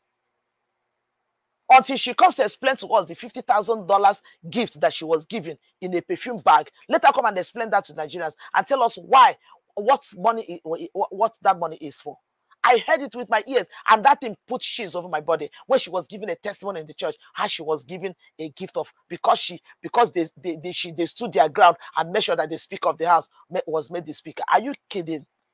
That is bribe. That is payment for a dirty job that you did. That was a payment for dirty job that was done. That's how they share money, $50,000, just like that. And the same people are sitting down proposing that Nigeria should be giving 8,000 naira, proposing that small business owners should be giving 50,000. For crying out loud, what is 50,000? What is 50,000 naira that is not even up to? That is not even up to $1. That is not even up to $100. Are you kidding? And somebody will come tomorrow and tell me that she knows. Okay. It is very painful. It is so sad that these people, the level that they've reduced Nigeria, and the level, how much disregard that they have for Nigerian masses. And for people that are still not seeing it at this point, I don't know when else they will see it. For people that have not understood that these people have nothing to offer you as a Nigerian, as a common man on Nigerian street, I don't know when they will get it. If you have not gotten it, I don't know when they will get it. The judiciary, to save this country now, to make or to mar this country that is called Nigeria, is in your hands. The evidence is clear. Everything is out there to show that the person who is sitting, that these people who we are seeing now are not supposed to be there. Do the right thing. Do the right thing and bring this man, and collect this mandate from this stolen mandate from this thief and give it to the right owner, so that Nigerians will have peace and have a breath of fresh air and have this feeling that something good is going to come in. P2P is not coming to perform magic, but with him there, we know that at least the country is being stirred. The country is being stirred towards the right direction, because at this point, Nigeria is heading for nothing but destruction and doom. I'm sorry to say it. I'm not a prophet of doom, but I'm just saying it. With these people remaining in power, that country is not going anywhere. The country is not going anywhere. With these human beings that I'm seeing, with these people, somebody singing praises of Nyesom Wike, somebody who can only account for 2 flyovers in 8 years. 2 flyovers in 8 years. I don't know why people are jumping about. I have a lot of families that live in Port Harcourt. I have a lot of them that live in River State. What did he do? 2 flyovers in 8 years. All you do is to sit and drink. Look at how terrible alcohol has messed both his looks and his voice up. Look at him. If you listen to the week of today, listen to the week of 6 years ago, you know that they are complete 2 different human beings, because he went into power. He became governor and he messed himself up with alcohol. That's the only thing they will go there to continue to do. He has invited cancer, and cancer will visit him. It is so ridiculous. This country needs to be saved from these people. If not, Madam Nina, please have mercy. I'm not having no mercy for nobody. I'm not saying it. That's what he said with his own mouth. He said it. God forbid. How can I leave malaria and go to cancer? He's eventually fraternizing with cancer, and cancer will visit him. That's what he said. Was it? Did people not hear it? That's what he said. Cancer will pay him a visit. Okay, all right. In case some people did not hear, let's prove it. 1 minute. Where they easy to treat. Now one man go cancer, one go die immediately. Which party? PEPC. I'm not going to talk about that. Party we don't kill Nigeria. Where we go now? Only fight one and fight my PDP. I go fight them there. If they win me, they win me. If I win them, I win them down. I need to run that, but me and no son don't fit win me. I will not will fight them there. But to leave PDP, we get malaria. Go APC, we get cancer. Come. And the state of the cancer, where they for APC. Now the 4th stage, where they say, doctor they talk say, it they hard. If I want they say, now 4th stage, make it call God, say, okay, it don't happen. They talk like that. I get malaria. Where they easy to treat. Now one man go cancer, one go die immediately. Which party? APC. I'm not going to talk like that. Party. All right. I believe they would not prove them, right? Go ahead, but and then a round up. Yeah. Elvis Elvis is the father of violence. Violence. Elvis, I don't say have mercy. Madalena. Yeah. You said shake a leke. Which one is shake a leke for inside? You know that to fight son. Where get shake leke neck? You don't know him. Okay, now leke. No, what do they call? What do you? I don't know the name. No, you don't tune on America. Shake a leg now. Those Those life Ostrich. What? I don't know. That I call it. I know shake a leg. I don't know. Ostrich. Madam Nina, na leke. My people they call it shake a leg. My Igbo people they call it shake a leg. Okay. We don't call it shake a leg. Madam Nina, don't the America tele. Anyone you give them, they deserve her, my sister. Exactly. Madam Linda, don't worry. Shake a leg will give you white this on your fingertips. Hey, no, you know shake a leg. Hey, you know. That I don't want. Those are the people that are in House of Representatives representing Nigeria. How do you even begin to explain such nonsense? The one that was always fighting Aisha Yusuf on Twitter. I used to follow. I used to join Aisha to cuss him out now during campaign. That's the beautiful thing about all is that once Peter Obi is declared the winner, all of them will be removed. All. So don't worry. So Peter Obi is going to have his own ministers. He cannot work with this kind of people. So don't worry about that. Thank you. Well, thank you so much. I'm done for now. Thank you. All right. Thank you so much. Thank you. I'd like to pick a call quickly before I come back to the next person. In case you want to call in, this is the best time. Thank you very much. Love God is my strength. Good evening to you, madam. Please talk to us. 2 minutes. Thank you. Okay, thank you. You see, this Wike the new minister, they want to keep minister. You will go to the minister for your house. You're not going to do it for Nigeria because we go select our own ministers. Of course. All of them, they will go back to their house. They just select themselves for themselves. We are taking our mandate back. And as you speak, so that was when it caused cancer. First stage. I don't understand that in mouth, 90 talk. And I embody that thing when he talk, he go embody. A very wicked man. A man will not get integrity. That is behaving as if money and position matters a lot than the life of people. Now, I want to talk about the court case today. I want to ask every one of us, so please, maybe one person to answer me. What is delaying the judges not to finish the case today? Why are they doing the case and take it home to go and sleep over it? Please, I want to ask. Maybe one they person want to pass answer it. They want to pass it to the CJN, Ariwola. So at the end of that, will tell them what to do. They'll come back and call everybody and pass a final judgment because it's the final judgment that we're waiting for right now. So that's all. I know, yeah. So okay, because I don't know if they want judge case. But this UK, I know. They go judge them for their finish. They know they go carry and give any person. The judge that is sitting there, we listen to all the arguments and we now pass judgment. The moment they start to pass judgment from one hand to another, something can happen. Me, these people, I said something Nothing will happen. Nothing will happen. Please stay positive, please. Nothing will happen. I'm just positive, but you know me, I'm always positive. Yeah, but just stick to the positivism, please. I would have to tell you, when I see these people carrying all this ministerial position and everything, I don't know the way I feel, but I'm still holding myself and praying that God should come and rescue us from this problem.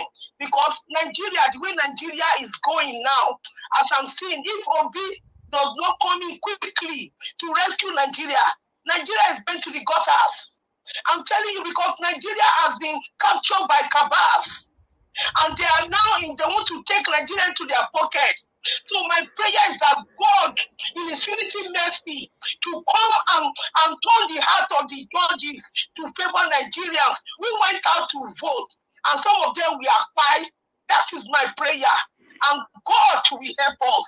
Because when I see all these things, and even the way they were putting praise on El-Rufai, I say, God, what kind of country is this? Are we in a republic of animals or what? This is a big disgrace to Nigeria. So just imagine people looking at Nigerians where they are behaving in parliament, where they are supposed to speak and speak very well. They are doing friendship when you are interviewing people. and people who don't even know their left from right are coming there to want to tell us Nigerians that you don't need to go to school. You can come here with even 2 credits and be a minister. It's a shame. It's a shame or no shame. Oh my God, it's shame. But later, my brother. Thank later, you. let me. I understand. It's a big shame, but I believe we are close. Everybody should stay positive. We are close. We've put in the effort. Everybody collectively, we've done marvelously well. We should be proud of ourselves. By the special grace of God, we certainly, retrieve back our mandate. What happened today in court, shows that yes, everything is looking good. The only problem right now with these people, they don't know how to pass the judgment because the obvious is too obvious. That's why you're joining us from today. It's a pleasure being here again, and also seeing everyone, especially those that have given their submission already, and of course those that are financially blessed the channel today. Thank you and appreciate you for all that you are doing.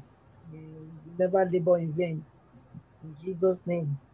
Of course, Mommy, good evening to you. We love you. Thank you for all that you do for us. Yes. Raka nailed it at nailed the thing straight up. Talked about 2 kind of smartness. Even if I want to disagree with calling Tinubu smart, but of course it's a street smart.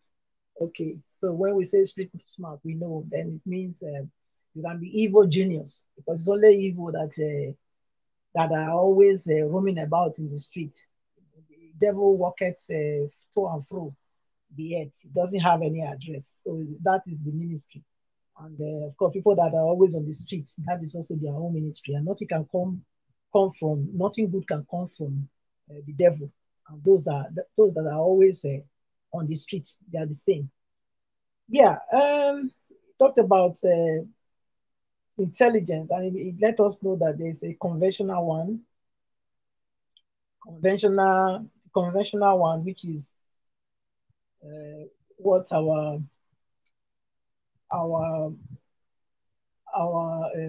conventional intelligence, which is what Mr. Peter Obi had. And he also let us know that Tinubu and his likes, they are suffering from megalomania, kind of wisdom, wisdom that makes you you think you are God, you like to be praised, and those kind of street people, they always hang out with street people. That's the language they understand, the street language, violence, force, and of course that is what it is. It's like they are always there out there, and they are out to do whatever it takes. It doesn't matter who is hot. It doesn't matter who likes it. It doesn't matter, what people think. It's what they want to do. It's not about obeying the law. It's about, obeying them. They don't care whether there is any law, and then that's their kind of person. And of course, we've seen it already, and that describes Tinubu very, very well. And it's a shame that Nigerians could not put their foot on the ground then when he went to Chatham House and actually displayed this sickness that he has, this sickness of megalomania, which is the same like Hitler. Hitler has the same too. That's why he could conceive what he did, the evil he did, committed against anybody that was not according to the Aryan race. So it's a shame that Nigerians did not stood their ground when they started that fight. When told the world that power is not served a la carte, you're supposed to snatch it, grab it, and run away with it. I think that was when Nigerians could have, stood their ground and say, no. We're not going to go to the booth with this kind of character. But of course, they let it sleep, and we know what happened after. He recruited his praise his praisers to put most threats on the electorate, telling them in Lagos especially, you know how they came out warning and threatening that the likes of MC Oluomo, we remember him very well, Mama Shukidi must not come out to vote and all these things. So those are the kind of people. They are the Agbero people, they are the street boys, people that likes to do things by force. They don't care who is hot, whether they buy, they don't buy, that one don't concern them, so long as they get what they want. And it's a shame that that's where we found ourselves. Yes, Tinubu has no capacity, doesn't have any capacity. First subsidy that he removed is all a plot to further enslave Nigerians. Because how can you explain that you said you removed fuel subsidy and yet Nigerians are buying fuel 3 times higher than what they used to buy? Doesn't make any sense. At least if you say you remove fuel subsidy, then at least we're expecting that the fuel should have gone down, not that it should have been increased. And even if it's going to be increased, it should be a temporary thing.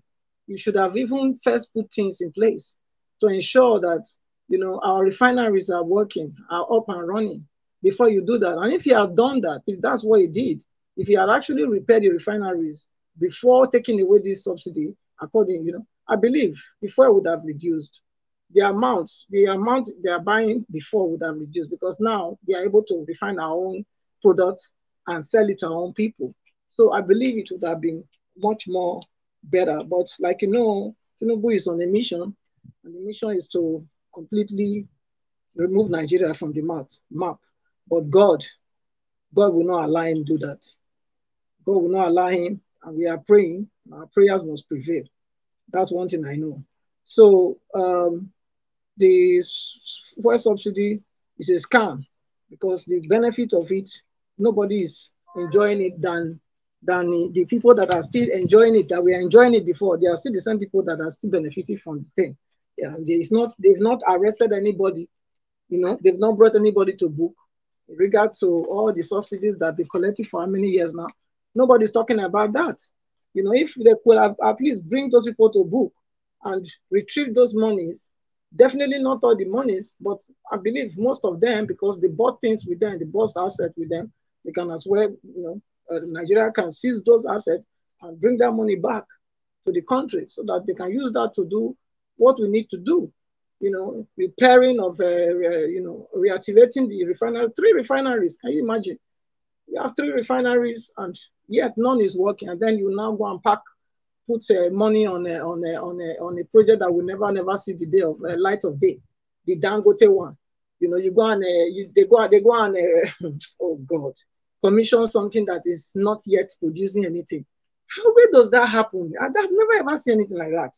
If you're going to commission something, the mill is finished. The mill is ready. In fact, before you go and commission anything, it means that the thing is already working. You can't go and commission something that is not, is still under development. Oh God, it's only Nigeria we see this kind of scam, this kind of atrocity. It's atrocity against the citizens, because I don't know what they take us for. How can you say you are going to commission something that is not working? When we were a child, when we were children, when they said they are commissioning something, the thing was finished. Even if it was an industry or whatever, they already started producing something. You will go there, you actually see their products. You see it. So this one is not like that. There was no product. Everything was just a warehouse. If God help Nigeria. That's what we keep saying. And then we see the 40 thieves. It's 28 now, but I believe there will be 40. I don't even think I want to talk about it, because I know that definitely they are all going to go back to where they come from, because definitely we're going to get our mandate back. And I thank God for the set of lawyers that LP have, that we have. And I believe that with all what they have presented and with all the evidence, because I believe now that these people have brought their final addresses, they are still claiming that we don't have evidence to prove our our victory, or our claim that we actually have the majority of the votes. Yet they are relying on their certified true copy that they gave us, which are blurred. But I think last time, before, I think it was Friday, the LP went with more, I think 10,000. Yeah, I think we had that, yeah, over 10,000 copies of the agent copy that was given to LP. So that one, they can use that to determine who really won the election. So I am looking forward and seeing our principal today, and Datti, and of course our admirable Gidi Amandi. Yeah, it was a very, very, how will I say, satisfying and encouraging to know that, yes, we have people that we are sure, able hands that can actually take Nigeria out of this quagmire and bring Nigeria to the limelight again. So we look forward to the judgment that the judiciary will definitely do the needful and give the mandate to who the mandate is due, give the mandate to the person that Nigerians voted for, give the mandate to the person that knows how to bring Nigeria to that place that Nigeria will become a world power like every other nation that is also world power today. A man that knows the way, a man that will bring Nigeria, will bring production, turn Nigeria from consumption to production, and from always importing other things to manufacturing. A man that will set price, that will bring our product, that will make us to love using our own local made things. Nigeria have a lot of things that we do. We can manufacture whatever. We have different things that we are manufacturing in that country, but just that we don't have people that can sell it, to us, that can stop us from going out to look at other people's goods better than our own, while we have everything. So I believe with Mr. Peter Obi, with the antecedents, what he has done before, with his track record, how he told us that when he was a governor, how he bought Iliso motors and all these things for the people. And, I believe by the time, he's set up when it comes to power and every parastatals of ministry and the government, everywhere, local government, everybody using Nigeria-made cars, Nigeria-made whatever it is. I believe every one of us, those people that believe that the grass is greener somewhere else, I believe they will begin to appreciate Nigeria products. So, and that's what I look forward for, because I know that with Mr. Peter Obi, that is what will happen, and Nigeria will be proud. We will be proud again to be Nigerians. So I look forward for the judiciary doing the right thing. Even the judiciary yourself, you know too that now your own, even if you have diplomatic passport, it doesn't matter. The potopoto don't still stay in you, don't rob you. So you better do the right thing and take everybody out of this quagmire. Thank you, Mr. Elvis. I think I'll leave it there. Thank you so much. All right, Madam Patricia, thank you very much for your submission. My people, making a press on the like button. We are almost coming to the end of the show. Let's have the second segment. Engineer Francis, are you there with us? Yes, I'm here. Okay, we are having for 5 minutes now. Please give us your final submission. Thank you, sir. It's been a roller coaster. Now, to the judiciary, the justices, I want you guys to think about this recent justice that passed. Unfortunately, when I think of him, what I think of is that ruling that brought Lawan back, who is not supposed to be. So when I think of him, I don't feel anything. To me, it's like he's nothing. I hate to say that, but he makes no difference to me. In fact,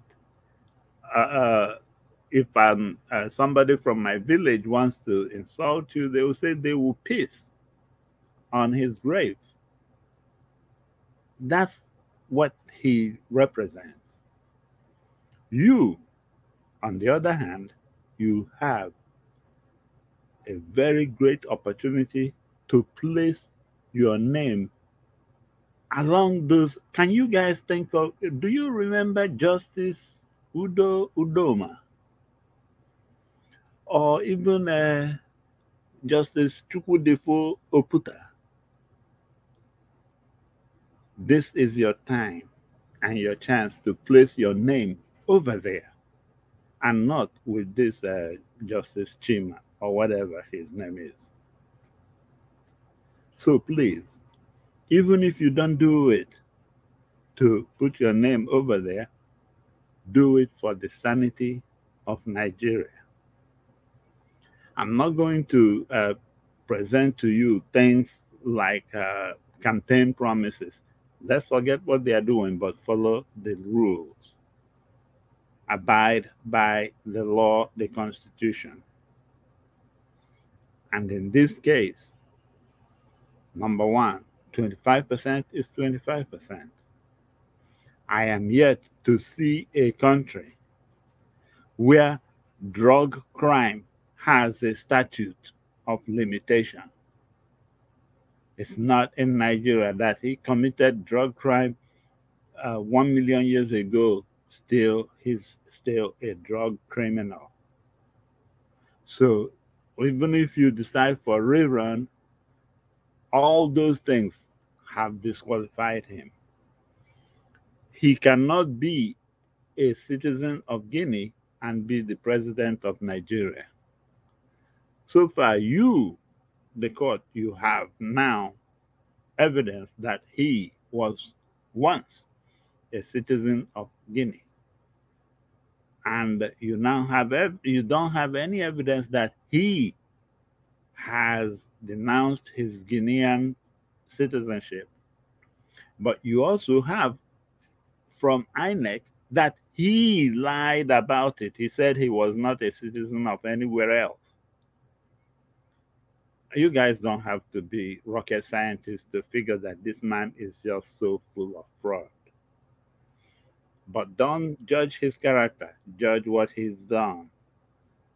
Look at what he has done. He has lied about his education. He has lied about whatever documents. He's a drug criminal. Come on, guys. You have to really bend over backwards until your back breaks in order to accommodate him. Please do that. And when you come up with your judgment, do not give him any time to prepare to leave that office. He is just that dangerous.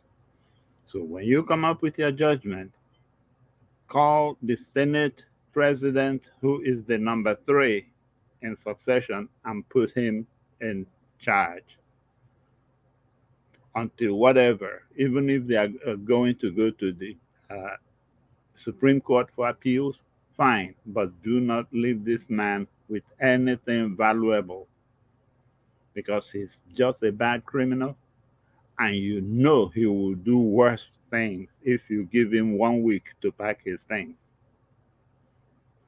Thank you. Thank you, Niger Watch. God bless you, sir. Engineer Francis, thank you so much. All right, let me see. Kende, are you available to give your final submission now?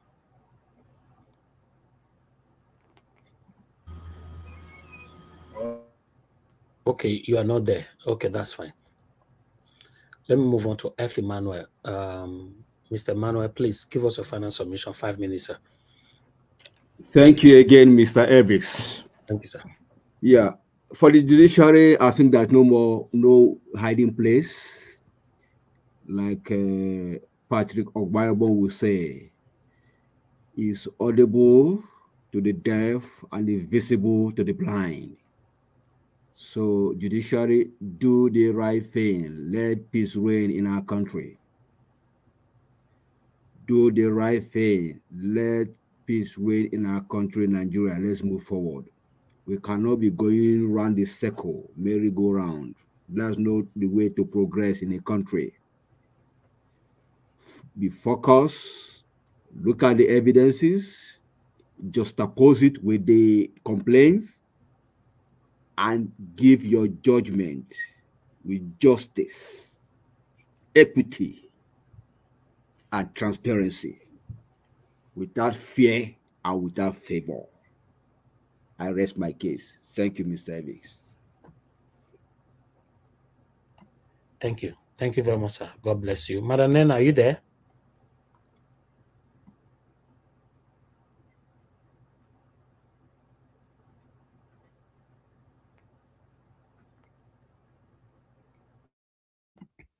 All right. I'm not sure she's available. Okay. Oga Phyllis, are you there?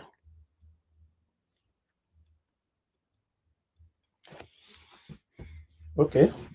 Some of you are not available right now. We have to come to the end of this broadcast. It's the quickest broadcast for today.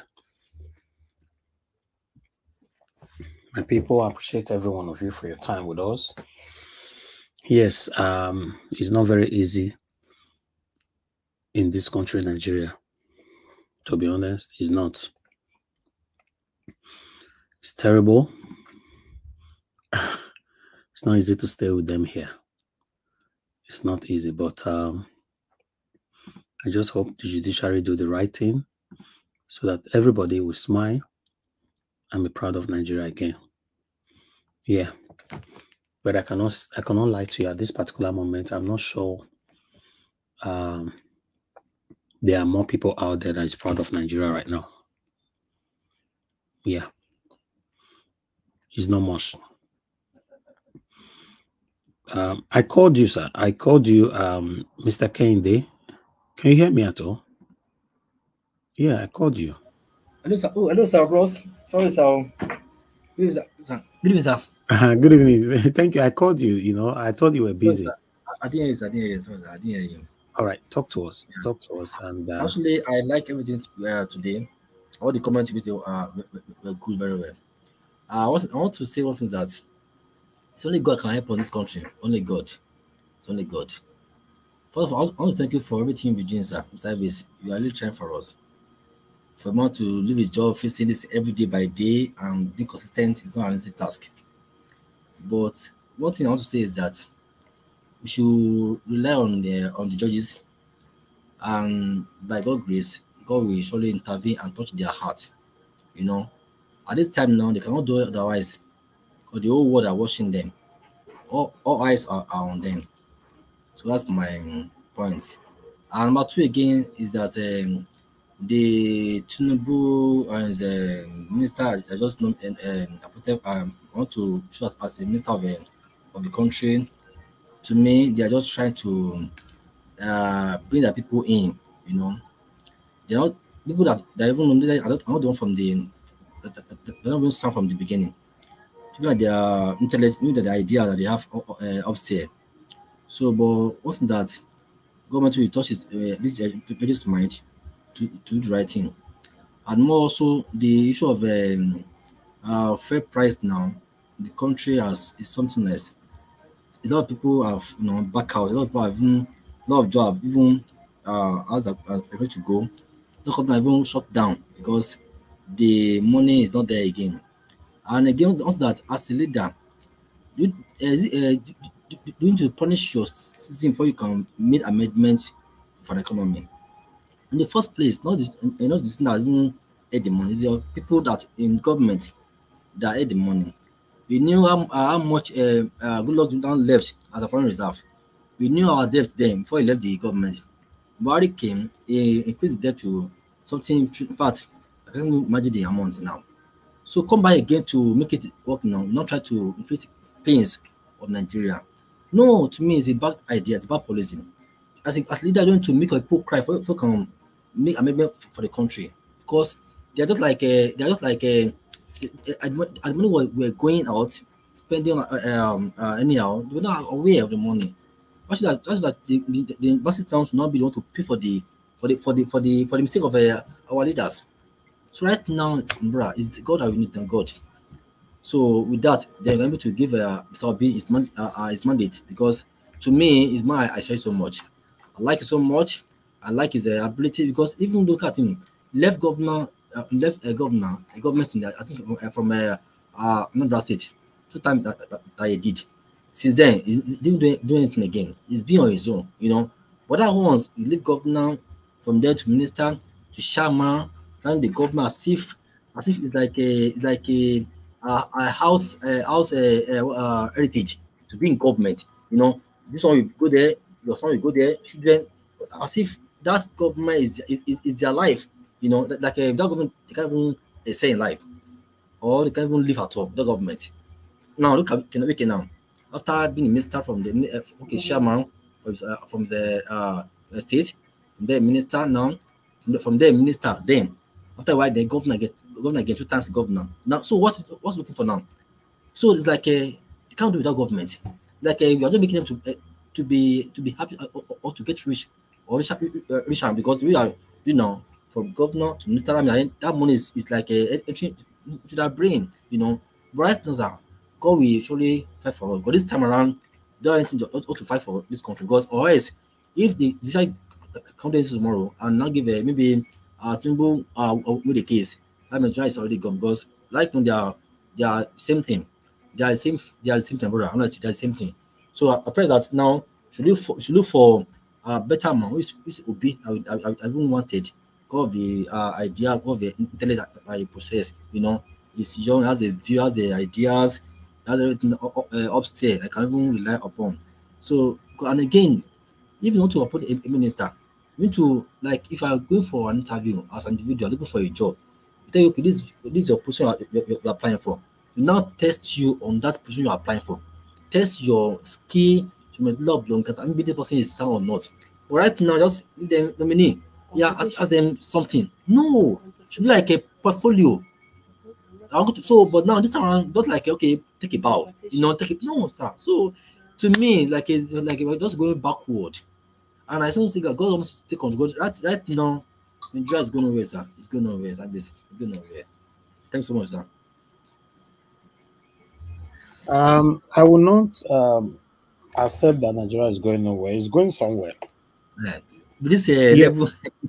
No, with these people, Nigeria is going nowhere. Yes.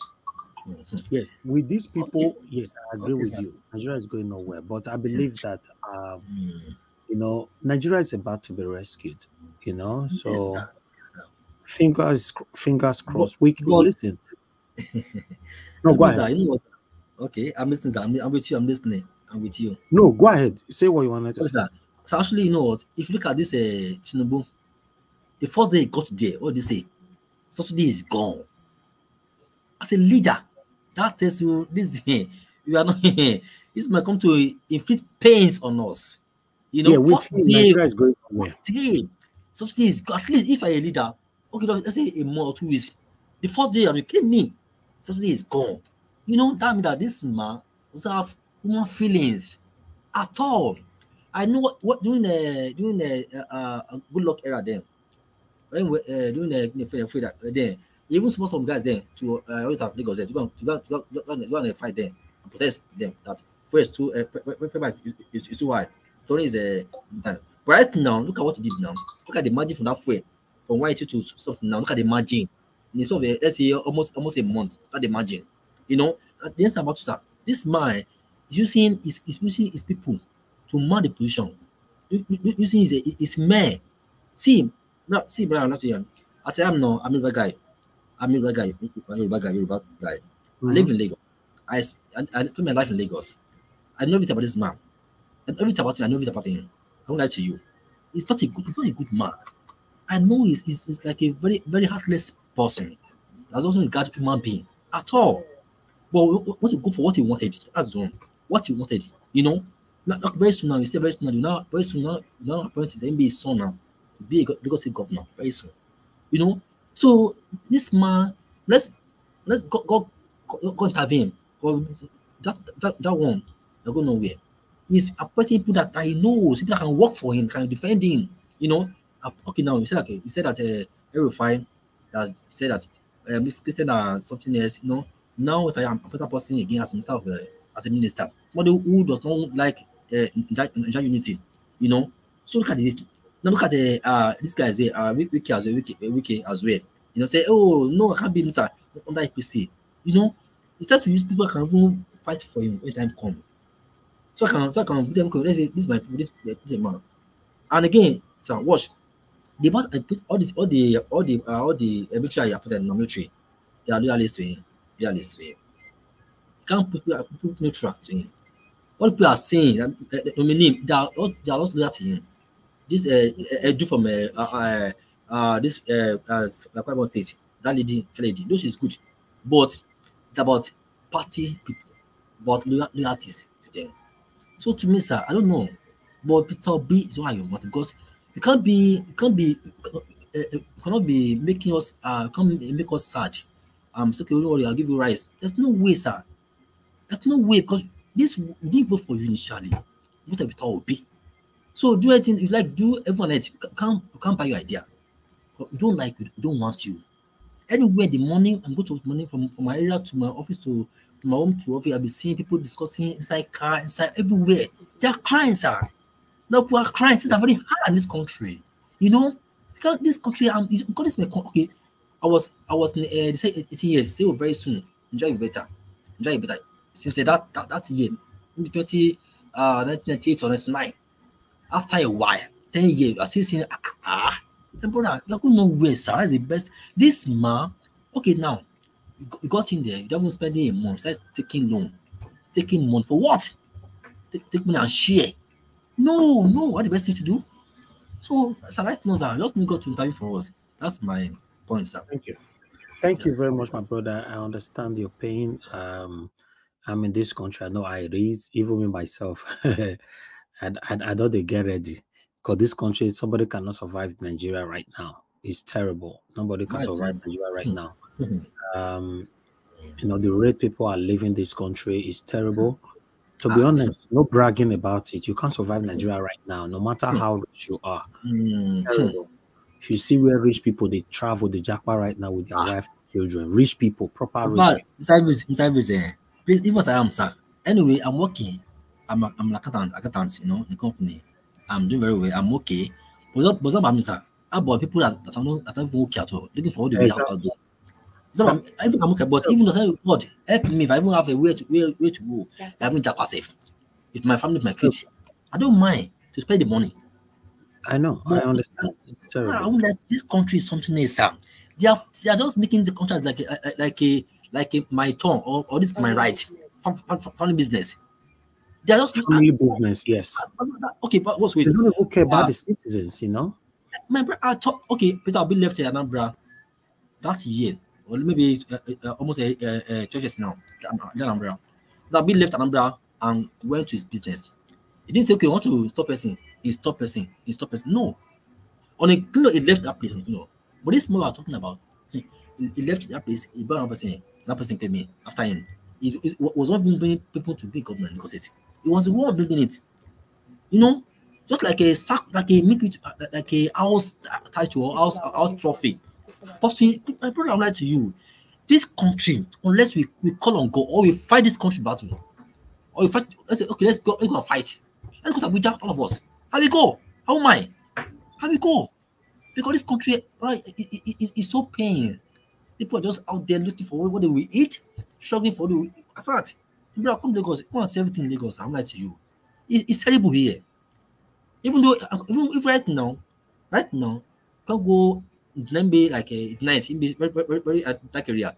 You get by dogs with lungs. Because the pains they are facing right now, everything is cost in the market. You know, I'm saying, just came me as president, just came me after a month, saying something is gone. That's increasing for price. How do we survive? How do we survive? Fuel is that make price go up. Only petrol. Look at that. The salary increasing salary of a servant. No, that's the best way. Price is like costing pain again. But it'll be inflation in the country. Inflation in the country. The two partners that keep the country moving is two partners. You have Minister of Finance and CBN governor. If you can't get two person can manage two key posts in Nigeria, that means we are gone. Instead of now, you should a policy that means Nigeria will be having a lot of money. And again, you have to cut your spending. You cut it. That's the best thing. But Nigeria, you see Minister of Finance to their aim to spending. No. Minister of Finance aim is to cut government expenses. Cut it down. That's our role or duty to do. But then Nigeria that is spending the money anyhow. It's painful, right? It's painful. Thank you, my brother. Can I interject? Okay. Yes, sir. Come on, sir. Yeah. There's one thing that we are not even looking at. You see, for a dummy to be able to rule, he will have to dumb the population down. And that's what's happening. But I want us to look at the brain drain. Look at all those smart Nigerian brains that are being forced outside, doing those things for the outside. Let me give you an idea. Did you know when COVID-19 came? Yes, sir. Yes. Do you remember one of the ladies, in fact, that founded that, that developed that vaccine we used here in the US? Do you know she's a Nigerian? You see? Those are what is costing the country, the brain drain. And they are all living because how can such a mind that developed that vaccine live in a country that is under the this man that came up with this argument that it's not the person that committed the crime but his money? How can money commit crime? Then tell me you get such a brain and you put them to be under such people. It will not work. So they are chasing our brains out of Nigeria, and that is wrong. Yes, sir. It's wrong. It's wrong. It's wrong. Thank you. It's wrong. Let's hear the plight. Okay, round up. Even though right now, if you look at the Tinubu himself pedigree, everything about him was false. You now went ahead and be a person to be your leader. What will he give you? When you see lion will always roar. Lion cannot bite. Can't even like him be back. Lion roar, the soar.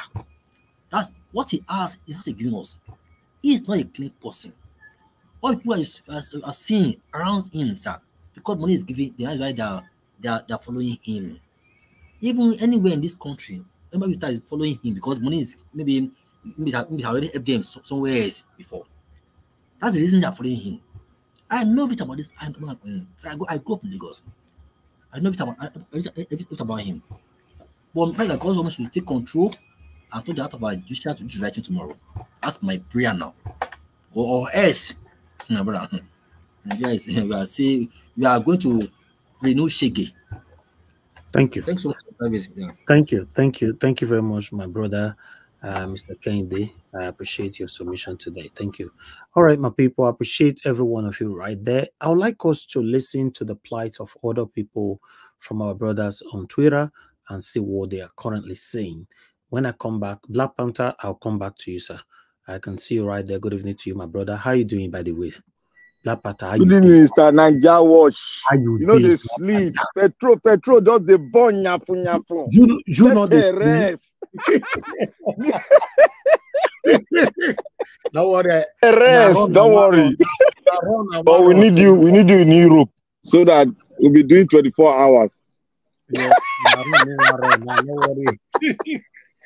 The country is not conducive. It's not conducive at all. Man, you try. You're well done for your job. Good job, bro. Well done. Thank you so much. Thank you. Let's listen to what these people are saying. Then we'll come back to you guys. On Saturday, but it was a beautiful day. It was a beautiful experience with our principal, and I had a lot of fun. And it was such a special day that I had to tell people around me that, you know, waiting between this time and this time, don't call my phone. If you call my phone, I no go pick am. I don't put on for sleep. I'm busy. I told my wife, if it's urgent, send me text message or WhatsApp on my second phone. It was that important. Everybody wanted to listen to this man. And when he speaks, you listen to someone giving you hope. You listen to someone letting you know the reason why you're in this movement. It was a beautiful experience. And a lot of Badorians came to listen. They came to tap from the wisdom of our principle, in as much as they tried to spin a lot of things that day. That's their own business. The fact that you keep saying he's talking nonsense, so you spend 3 hours of your life listening to nonsense, that's your own cup of tea. Anyways, Niger. Niger. Well, I think Saddam, Otumba, and Sizu, you've nailed it all. There's nothing I can say about it. I mean, you guys, you've spoken my mind. You see, there's a Yoruba adage that says, it's like, how am I going to put it? Saddam said it in I think, an Igbo proverb the other time. Like, something is happening next door to your neighbor's house, and you're not bothered. You're thinking because it's your neighbor. My friend, after they're finished with your neighbor, they come meet you. In as much as people are trying to avoid the topic, cool. At the point in time, was it yesterday? Yeah, it was yesterday. I was in a space whereby they're accusing obedience that we are calling for coup. We are calling for coup in Nigeria. We want coup to take over. We want military to take over. We want coup to happen in Nigeria. Well, I'm pretty sure these people are here. They are listening. They can hear loud and clear from what Saddam said. And another video popped out yesterday about Babangida explaining the major reasons why coup do happen. And it was simple. It always happens when there is a fraudulent election, when there is election rigging, massive election rigging. That is majority of the reasons why they have coup worldwide. Go and Google it. When there is an electoral fraud, that is one of the recipe that brings about this coup. That being said, you see, we've estimated the power of Nigerian military. We used to be strong. Not until we have greedy bastards as military leaders.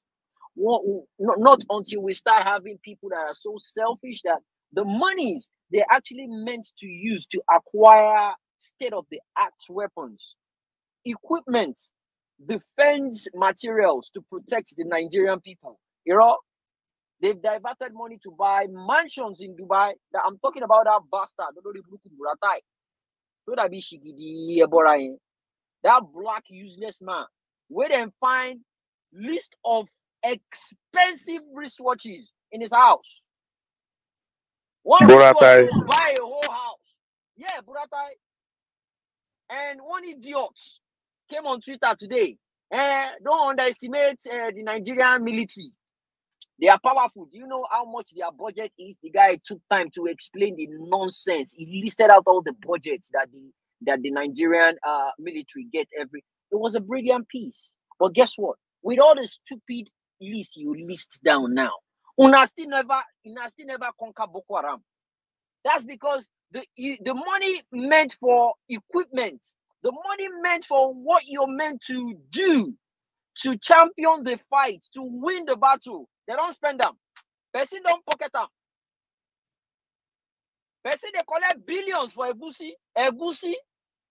Not be grenade, Egusi. When they go chop, and now rubbish the soldiers they chop. Egusi, you see, they have different types of what's it called? Arm fairs, international arm fairs. There's one they have in Dubai. Let me remember. International Defense Exhibition. Yeah, that's it. And conference. That's when people, military leaders from all over the world, they go there. That's where you see Israel displaying the kind of drone they have. You see them displaying armor tanks, missiles. That's where you see people, generals, dialoguing, talking about the latest technology in weaponry. They go there and they discuss. They place bets and they spend their budget money there. They place on. It's more like a shopping center for military personnel. They go there and they just list out the things they need. But guess what? When our Nigerian military leader go there, you know what they go to do? They will look for the cheapest, the okrika, the tokumbo, the best tokumbo military defense vehicle. Now that one then they always go for. I took time to check the people who won't go war. Nigerian military, where then they shout, they shout, they give Niger 1 week, anyway, 1 week. You guys are just fooling yourself. Not be the same military where they fall from parachute the other day. Where one hand for traffic light, where one hand for palm wine tree. They just fall. They spoil people car anyhow for Abuja. Not be those military they won't send go. Where they drop from aircraft with their parachutes.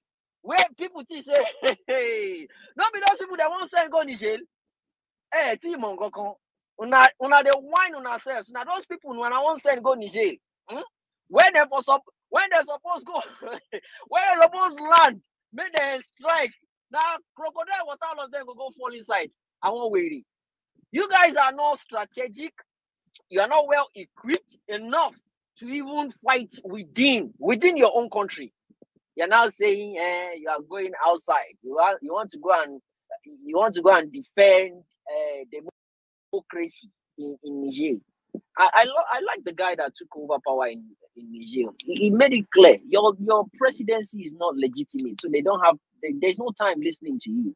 Another woman was granting an interview, and she said it. He said there is a problem with the president of the ECOWAS because there's question about his legitimacy. Because he doesn't have the integrity to even talk to them. Everybody, they don't know. They're not waiting, bring and come there. I'm sure they would have struck very, very long time ago, but it was because Buhari was there. They waited for the perfect time for them to strike. And now, Burkina Faso and Mali don't join them, say anything you do against Niger Republic is an act of war to them. Now, Russia too don't back them up now. So indirectly, America too go on back ECOWAS. Nigerians, especially anyway, they don't say 50 million Agbado, made them recruit. I think this man he's had this vision for a very long time, and that's one of the reasons why this youth leader that they are waiting till they call him. That one don't even sew uniform. Don't sew general uniform since during campaign period. You don't sew uniform. They are ready. These guys are ready to go and fight. They are Pastor Dare Israel. Have you heard the news story that apparently in Asurok he's answering Abdul Malik or something like that, that he changed his name? Dare Israel. He's answering a Muslim name in Asurok right now. Has anybody heard this story? I think I saw a tweet about that he's answering Abdul Malik or Abdul Karim or something in Asurok. People come to look and say, no, this guy will be redeemed pastor. Problem there. Bro, they will do anything just to kiss anyone's ass. Let me give us a recap of the military budget. As at 2016, there was $1.7 billion. 2017, $1.6 billion. 2018, $2.04 billion. All the figures I mentioned are dollars. 2019, $1.86 billion. 2020, $2.57 billion. 2021, $4.47 billion. Niger erupted because 100 million was embezzled over 8 years. Thank you. I was going there. You see the useless finance minister, when they say making come give accounts, that one started to cry. He started to cry like baby on top national TV. Because he knew what he had done. Fact check, Jimmy. That was a wrong video. It was actually propaganda. To be honest, fact check. Yes. Was it? Yes, I promise you it was. Okay, all right, fair enough. But back to my point. Nigeria military budget as 2022 is $3.1 billion. I beg, can someone point out to what exactly they've used $3.1 billion do in that military section alone? We don't have any warship. I took time to do some findings. We don't get warship. I printed out all the aircraft we have, military aircraft. We have nine F7. F7. Do you guys know what F7 is? Right now, America is building F-35. They currently have F-22 right now, Raptor. The only one you go see for military artillery, what do they call them? Tucano. All those fighter jets where they don't use since 1960 World War II. Those are the kind of aircraft they have in their possession. They don't even have aircraft carrier. I don't know what these guys are actually. See, right now we can't afford to go to a war. People are dying of hunger in Nigeria. The whole glory they are using on Nigeria, it don't expire since in the time of ECOMOG 1990, we then go Liberia, we then go do peacekeeping for Liberia. Currently, right now, the military capability of Nigeria is 35. Well, in 2022, it was 35, but now it's 36 out of 145 countries. That is low, very, very low. With the budget, see the budget is not even the problem. If they're actually using the money to buy the exact thing they're meant to use the money to buy, the budget is not a problem. It will keep growing as time goes by. But right now, we don't even have the money.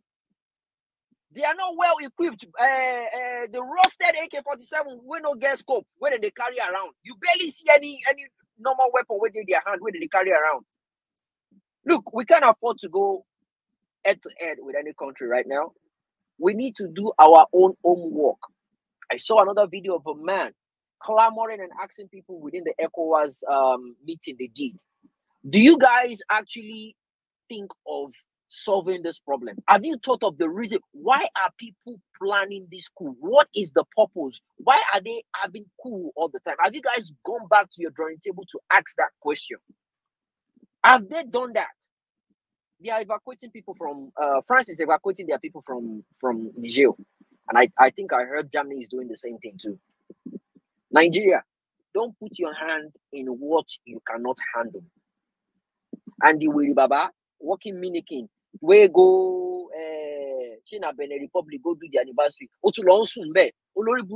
Sit down for house, sleep one place. If they go, and you know the most embarrassing thing about that thing is, it was one of their citizens there that took the picture and sent to show us, say, "Una see una president." You won't come sleep. You don't even come position yourself well. You can't raise mouth up, open mouth. Maybe people say you sleep.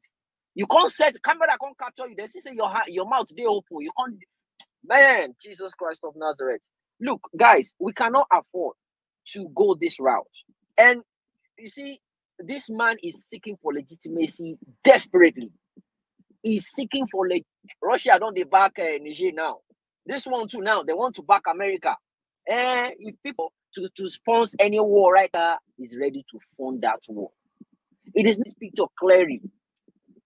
This is the reason why America has said they will not release his criminal record till 2026. They don't get them for block calls, then they hold him, and then they control him now. Now anything where they tell him. And at this point in time that he needs legitimacy so badly. Now waiting they go to they take control and be that now. Now waiting then go they take control that man now and he's ready to do anything. See, Judiciary, on a day here on Saturday, you guys saw you heard yourself. You saw the amount of people on space and you heard what our principal said. You heard what he said. By the way, waiting Peter Obi talk. Now Peter Obi talk, oh, not be me talk that one. Now Peter Obi talking home, as a peacekeeper, as the leader. He don't talk in own. It's one thing for him to talk, It's another thing for people to listen. Don't think because he said that some people go hear him for Nigeria. Because what is going on right now in Nigeria, you guys don't understand. Are you seeing what is going on around the country, not just one place? Ibadan people, they don't start, they do their own riots now. Na protest, they call them, whichever one. They don't start their own for Ibadan. No one is calling them on spaces to organize them to do rally, to do protest or riot. Voting on everybody, don't they reach everybody one by one? You don't they reach them. Judiciary, see, we can get out of this situation. Please do the needful. Make una beg, do the needful. I didn't really listen to the happenings in court today, but I'm definitely certain well-meaning Nigeria will come and do justice to that. I want to know what happened because I did hear say Olanipekus was begging today. I heard he was begging today.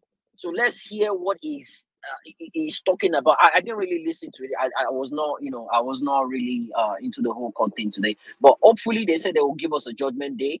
And everybody's looking towards that. Everybody's looking forward to that. But that being said, welcome guys. Tuesday version of Violence Space. It will be a lovely one today. Thanks for coming. Thank you. Back to you now, Saddam.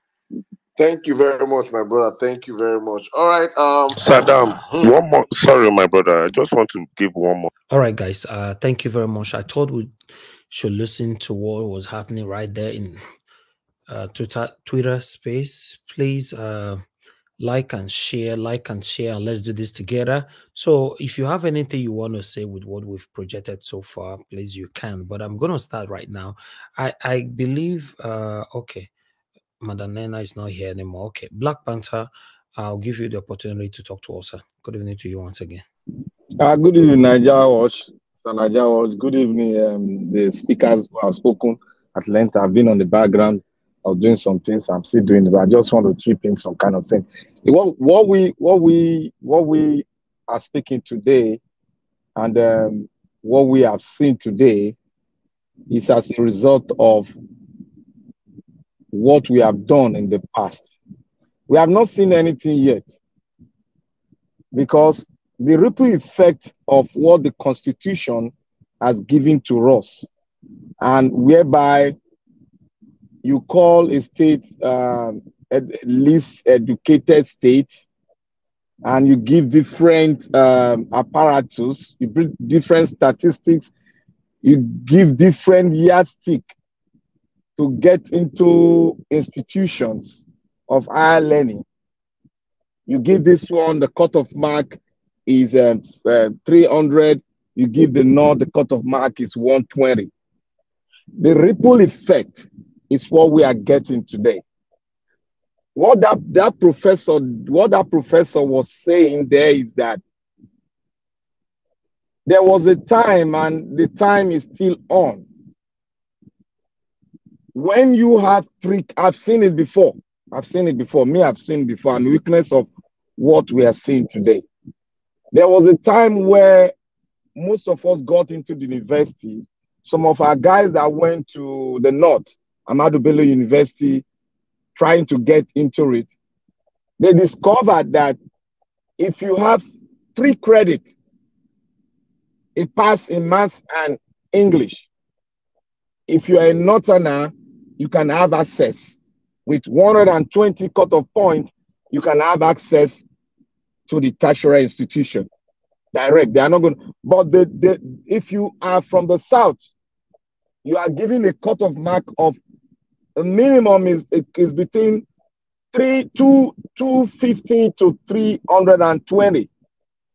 That is the range to take you into their institution, right in the North there. While in the South, the same thing. If you are from the North, you are given a preferential treatment because the Constitution is still backing it up. They call it least educated state, something like that. They still give them the quota system. They have a quota system whereby they can flow in. What I'm saying is that what that Northern man, that professor that said he had 2 credits, there's no way you can eliminate it, because your Constitution is what he's using. You see the rhetoric he played? You require only a certificate. there is no standard, but a certificate. But in that certificate, you require just to attempt, but you come out with a certificate. That is the requirement your constitution is saying. And the ripple effect, all the people that have gone into the university in the early 70s to the early 80s to 90 in the north, these are the Kedar you are seeing. Majority of them, 90% of them, they have their base is wrong. They don't have a complete 5 credit, including mathematics and statistics, before they got into the high institution. And even if they get into the high institution with that same 2 credits, when it gets to the lecturer, when it gets to exams, they see apply the same standard, they see apply it on it.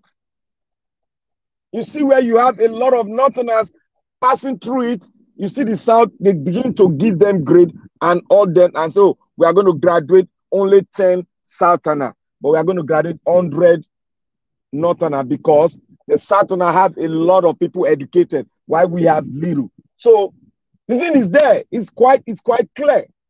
That is why we are beckoning on every one of us to join the bandwagon that this constitution is what is giving us this headache. You can see what it is. You can see what's happening in the National Assembly. When they said the governor of Rivers State should go, bow down and go, after doing his own citation. Then he come to the North, El-Rufai, they wanted to question. You can see what the Northern leaders are saying. You see what they are saying? They say, oh, since we have a normal protocol here, he is a minister. Even though he's bad, he's evil, we have a law here. Anybody that have experience, bow down and go. Even if he's a criminal, or if he's a thief, or if he's divided the country, as long as he has the experience, but he has school cert, whether 0 or 2, bow down and go. Because we are still not one. We are still not one as a result of the standard we should place among ourselves. We have no constitution. Because if you have a constitution, what you do to the gander, you do to the other guy. Equality. Everybody's born under one law, equal among ourselves. But that is not the case. That is why this whole Nigeria is very difficult. Sometimes it gives you headache to analyze it because most of us don't know the root where we are coming from. Anybody that has a very bad foundation, this is the ripple effect we're having now. When we are talking about National Constitutional Conference, so that we won't have something like this kind of election, that is it. It is your constitution that gave birth to this election. We have been so used to rigging, but now we want to change the status quo for us to have a good leadership whereby we can change our constitution. That is where I stand. And if nobody among the youth does not stand on these premises, whereby you can budget money on defense, billions, you can hear what he said, $4-point-something billion on defense. All the money are being stolen because we don't have a constitution that will build the institution. If your constitution is not strong, it cannot build a strong institution. That is just the fundamental. We have to start from the fundamental and we now look at the ripple effect. We're having an election, we are praying to God, and I made mention of it today. Thank God they said the former military leader, Babangida, said one thing. What causes the military to come in is as a result of the political system that makes rigging, that makes a rigging so open and lead to what? Disagreement within the people that hold the sovereignty of that nation. That is what leads to what? For military to come in. That is why I made mention that we do not know the mindset of the military. I told you guys, forget about these generals. They are not the one that will do it. It is those lieutenants that are dead, commandos that are dead. These are the ones that are thinking like us because they are young and they want a future for their children. That is why they tell us every time, if you people give us the leader, if you cannot give us a good leader, you get what you want. That means if you cannot give us a good leader, I'm paraphrasing it, then we have to come in and give you people a good leader. Right now, we don't know the mindset of the military. This ripple effect is coming.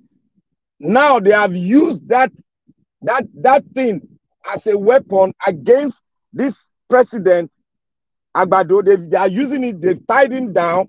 Now he's not giving a command. He's not speaking as an autocrat now. That if they are preparing the army to go into Niger, and in Niger, he said it's act of war. And what do we have?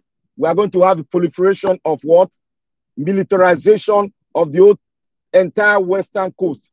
If, only if Agbado goes into the war, we are going to have a military war, and it's going to spread along the western coast, and you see the whole place will be militarized. And what do we have? The new Afghanistan in Africa.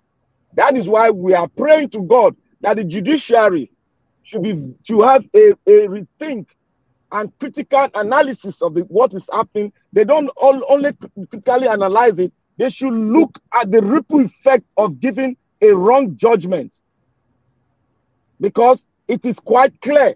You have a blunt 18,000 blunt result, and you are not asking for them to bring the original one, because the original one is not blunt. So where did they have that blunt from? That's the question, judiciary, because they are there to uphold the law, and they are there to ask questions and give a command that they want to see this document so that they can prefer a solution. They can know where the problem comes from.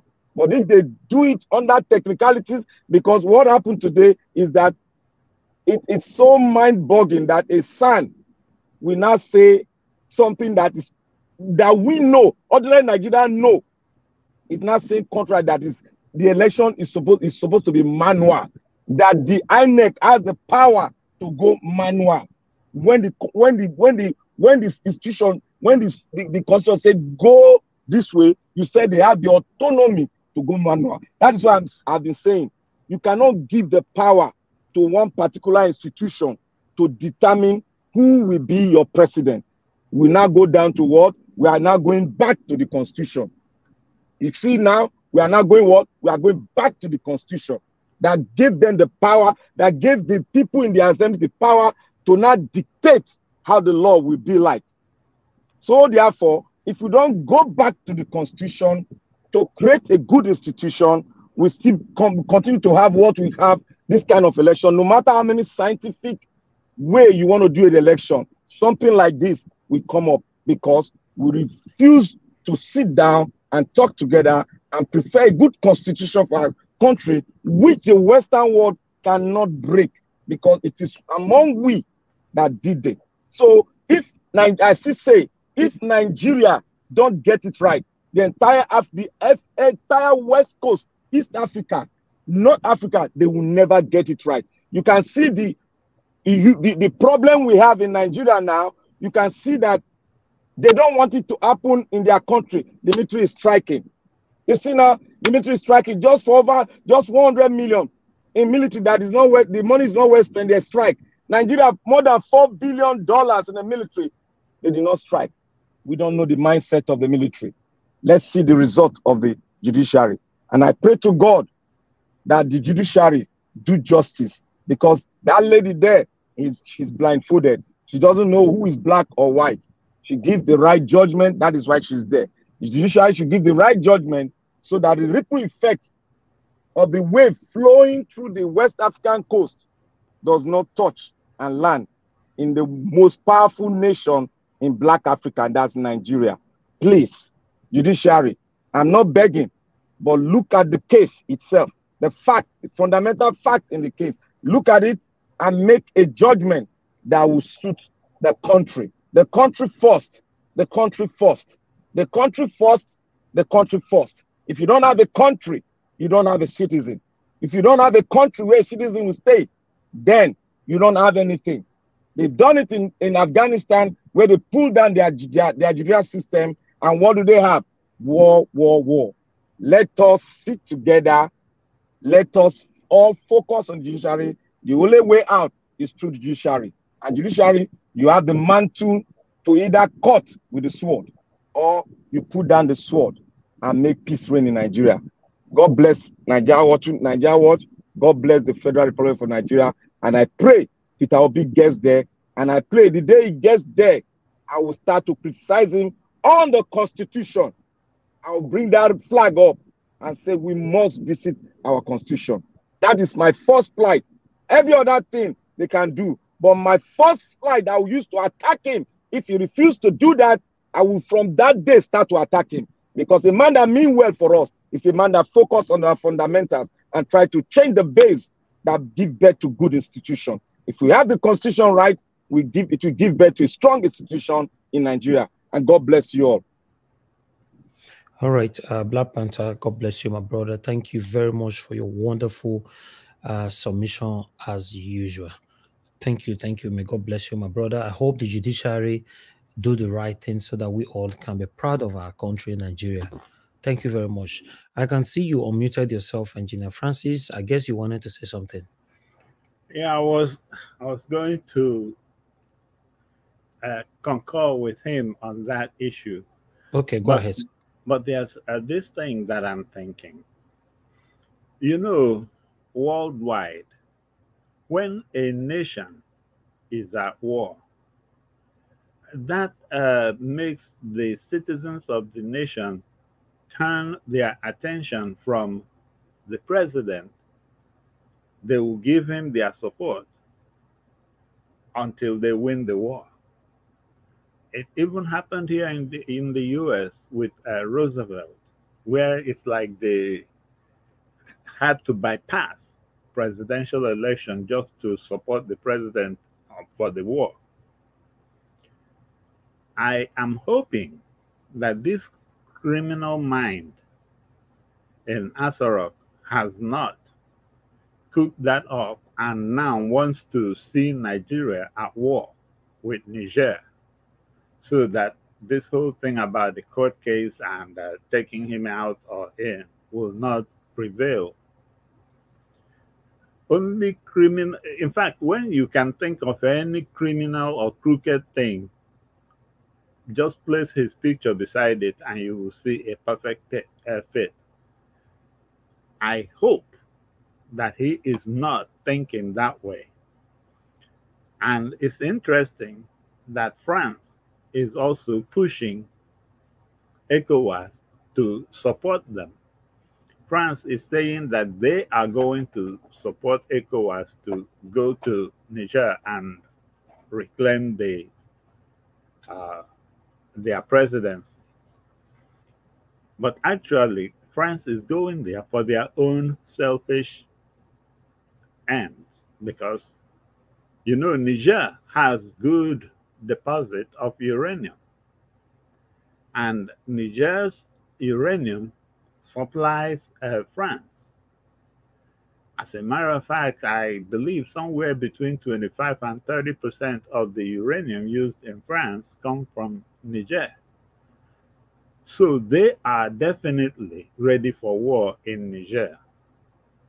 And they are definitely ready to fight against the military guys that are now trying to look for alternative customers worldwide for their uranium. And China and Russia have expressed interest. So I hope they are not trying to turn Niger into Ukraine, because if it hits Niger, it will hit Nigeria. So I'm hoping that this man is aware of all the collateral implications of sending troops to Niger. Actually, we should not, simply put, we should not stop the Nigerians from what they are doing. What they are doing is very right. And what they are doing, I will advise the Nigerian military to just take notes. If this judiciary comes up with the wrong thing, well, you guys have taken notes. You know how to do it and what to do. Because Nigeria, look at the big brother. We are the big brother of Africa. And when the big brother is this messed up, look at what's happening with the rest of Africa. Everybody is now being messed up. And you, the big brother, cannot even come and say anything because you are the most messed up in the whole thing. So I hope as these people are trying to argue in terms of moral implications of certain judgments, like, oh, a presidential election or whatever has never been annulled in Nigeria, which is a moral argument that you're trying to invoke. As you invoke it, also invoke the situation that everything about Tinubu is morally wrong. The other day, Tinubu's wife celebrated her 80th birthday. Is she older than Tinubu? If she's 80, then that makes Tinubu how old? So even the document Tinubu submitted with you guys is wrong, is forged, or he lied, he perjured. And I hope, from what I heard from the tribunal today, I am encouraged because that Justice Simani, his point of argument or trying to correct the attorneys is on the legal issues. He's remaining on the legal and not leaving anything. I hope he remains that way, because if he remains that way on the legal, then we don't have a problem because we know what he will rule.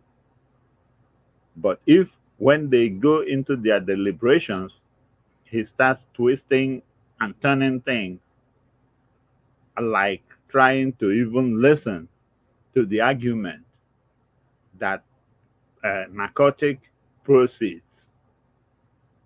a situation like that will have some sort of statute of limitation, that if it's 10 years or longer, that it shouldn't be put into account. I hope he doesn't go into that nonsense technicality, because that's not true. If you're a drug dealer, you're a drug dealer. You shouldn't, in any way, shape, or form, be in the office of the presidency of Nigeria. The only bad thing that this whole thing has brought us to is that, of course, Nigeria doesn't have serious top secrets, because that means that the country's top secrets are now open, and this crook in Asarok now knows them. And that is why that constitution that Mahmoud interpreted is so wrong, because this whole thing should be resolved before anybody is sworn in. But I still go back to this, Mr. CJN, if these justices and the appellate court and the tribunal, if they should seek your input, sir, please remember that 25% in Abuja alone is enough for them to say no, that INEC made the wrong pronouncement. And as a result, the fruit of that wrong pronouncement, Tinubu, take that power from him with immediate effect and hand it to the Senate President, who is number 3 in your command. And then from there, do the other determinations.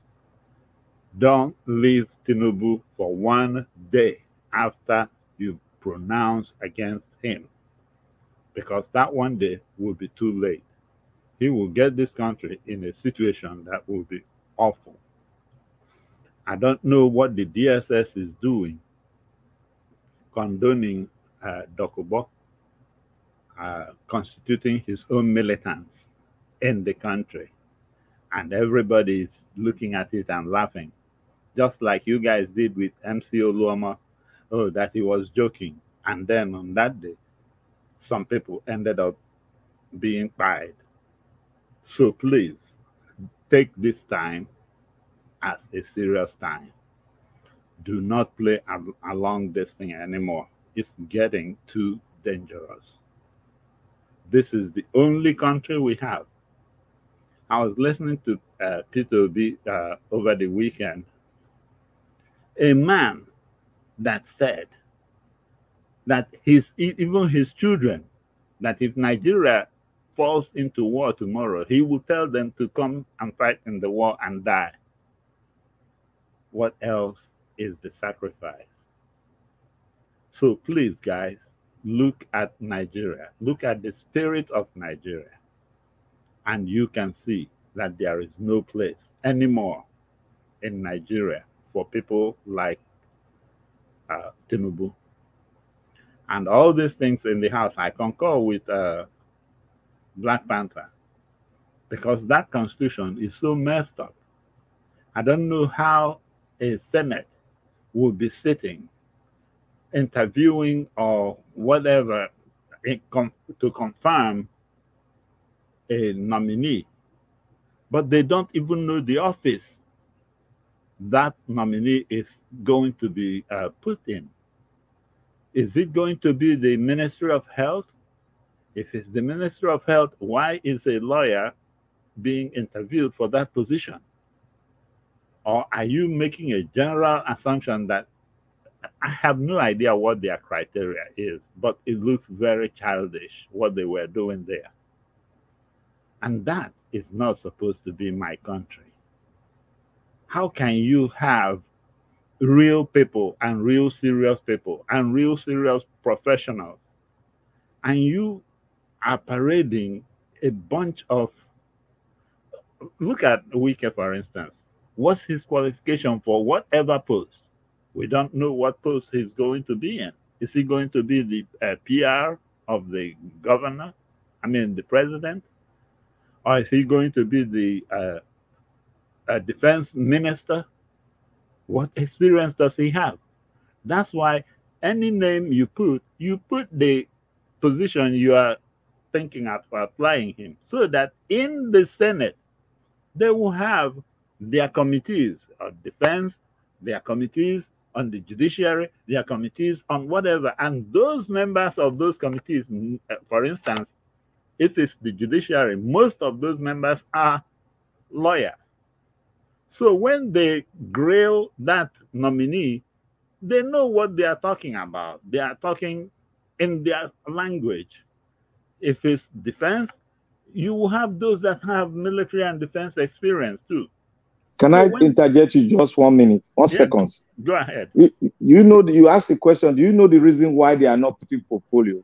It is because APC started it. It is the reason was that when Obasanjo put portfolio on all the whole ministerial position, they discovered that most of the northern guys did not go through because they were not the round hole in a round peg. They are not qualified and they cannot walk it.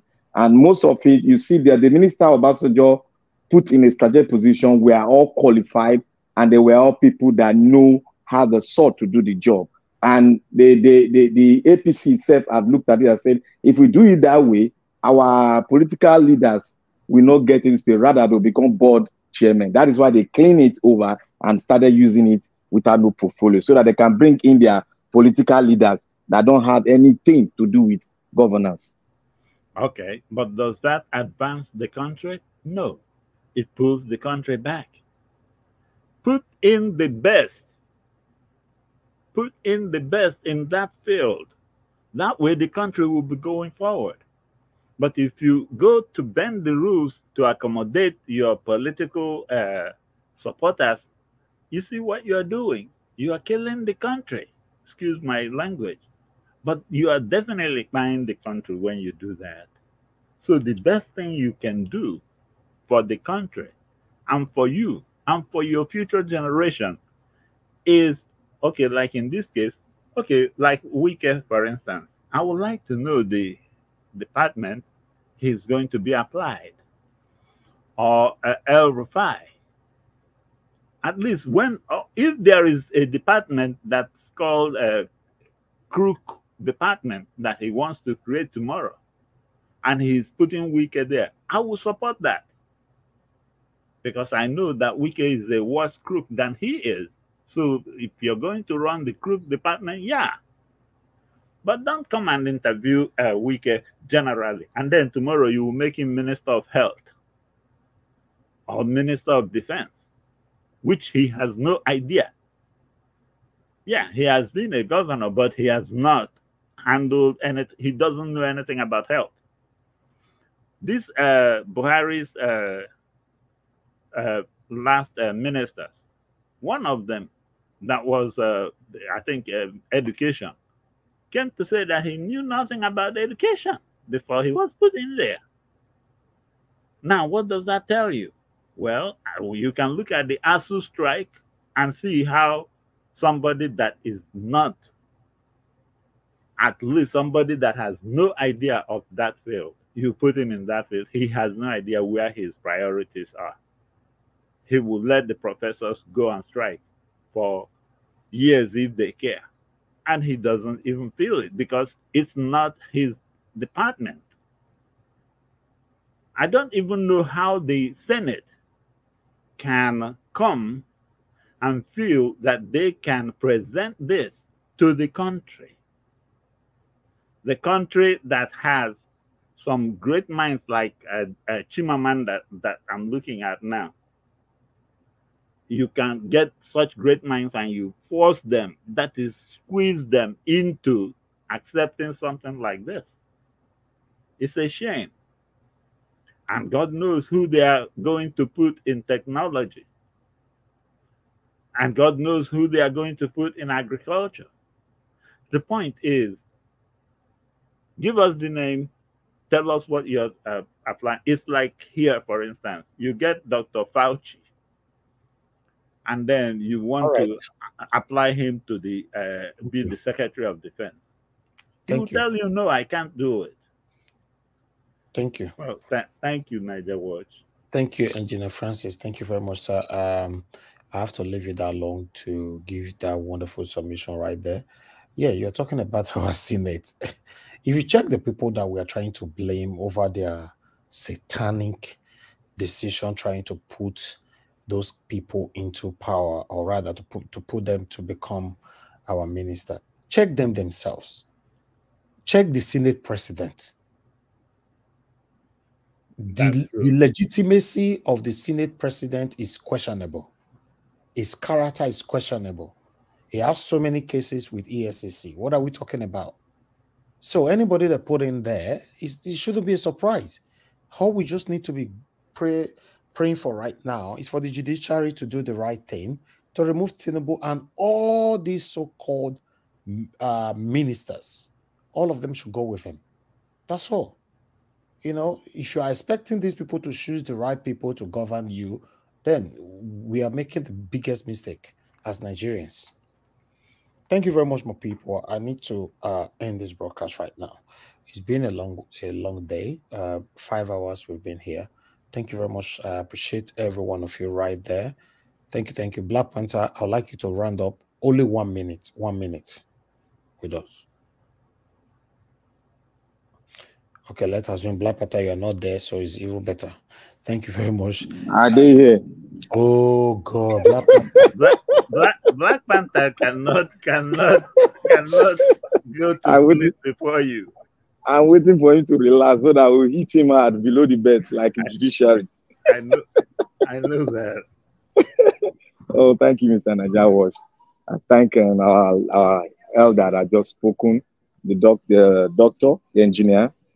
I want to say here is that we should just keep the fire burning. Should keep it burning. The more we talk, the more they go under pressure, tremendous pressure, and their heart to be beating fast, because we have to make it very plain for them that if you give injustice, this is the fire that is coming. So we should keep on talking, because our weapons of warfare is in our tongue. Let us keep on talking. Then they will be under pressure, and the forces of the sovereignty of Nigeria will speak to their heart and will make the right decision and bring down this illegitimate government and restore the one Nigerians voted for. That is the person of Peter Obi, a Labour Party candidate. God bless Nigeria Watch. God bless every one of us. We should just keep talking and keep the flag flying. We are going to get down in Nigeria in Jesus' mighty name.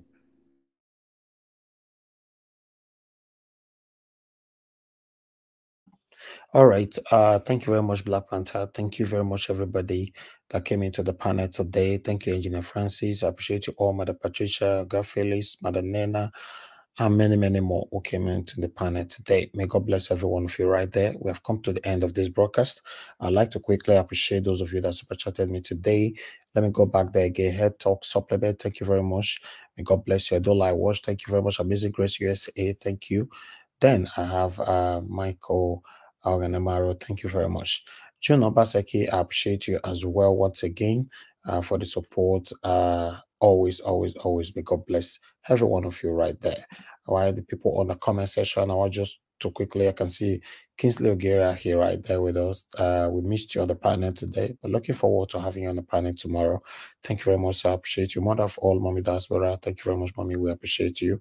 Then I have Mother Rita. Saw you earlier on. Thank you very much. May God bless you. Father Evangelist, man of God. Thank you very much, sir. Charity Kuku, Kenneth Longe, Ruben Ogba. Thank you. Adesowa Osagede. May God bless every one of you, my God people. Ivy Jack, Michael Ogenemaro. Thank you. God will bless you now. Thank you, Madam Joy, for calling into the show earlier on. Love God's my strength. Thanks for calling into the show earlier on as well. Thank you. May God bless you all. Black Child Awakening. And Madam Patricia, Tagbojomi, Jeko Obedient, and many, many, many more. Yes, we've come to the end of this broadcast. I'll be joining you guys. Make sure to join us again tomorrow by 6 p.m. Nigerian time, and let's have it all over again. We are looking forward now. We're on a pending still at this particular moment, waiting for the judiciary to pass the judgment, a favorable judgment for consigned Nigerians all over the world. We all are waiting, patiently waiting for this judiciary to do the right thing for us to have a better country. Now here, now go like, make we draw the curtain. Good night.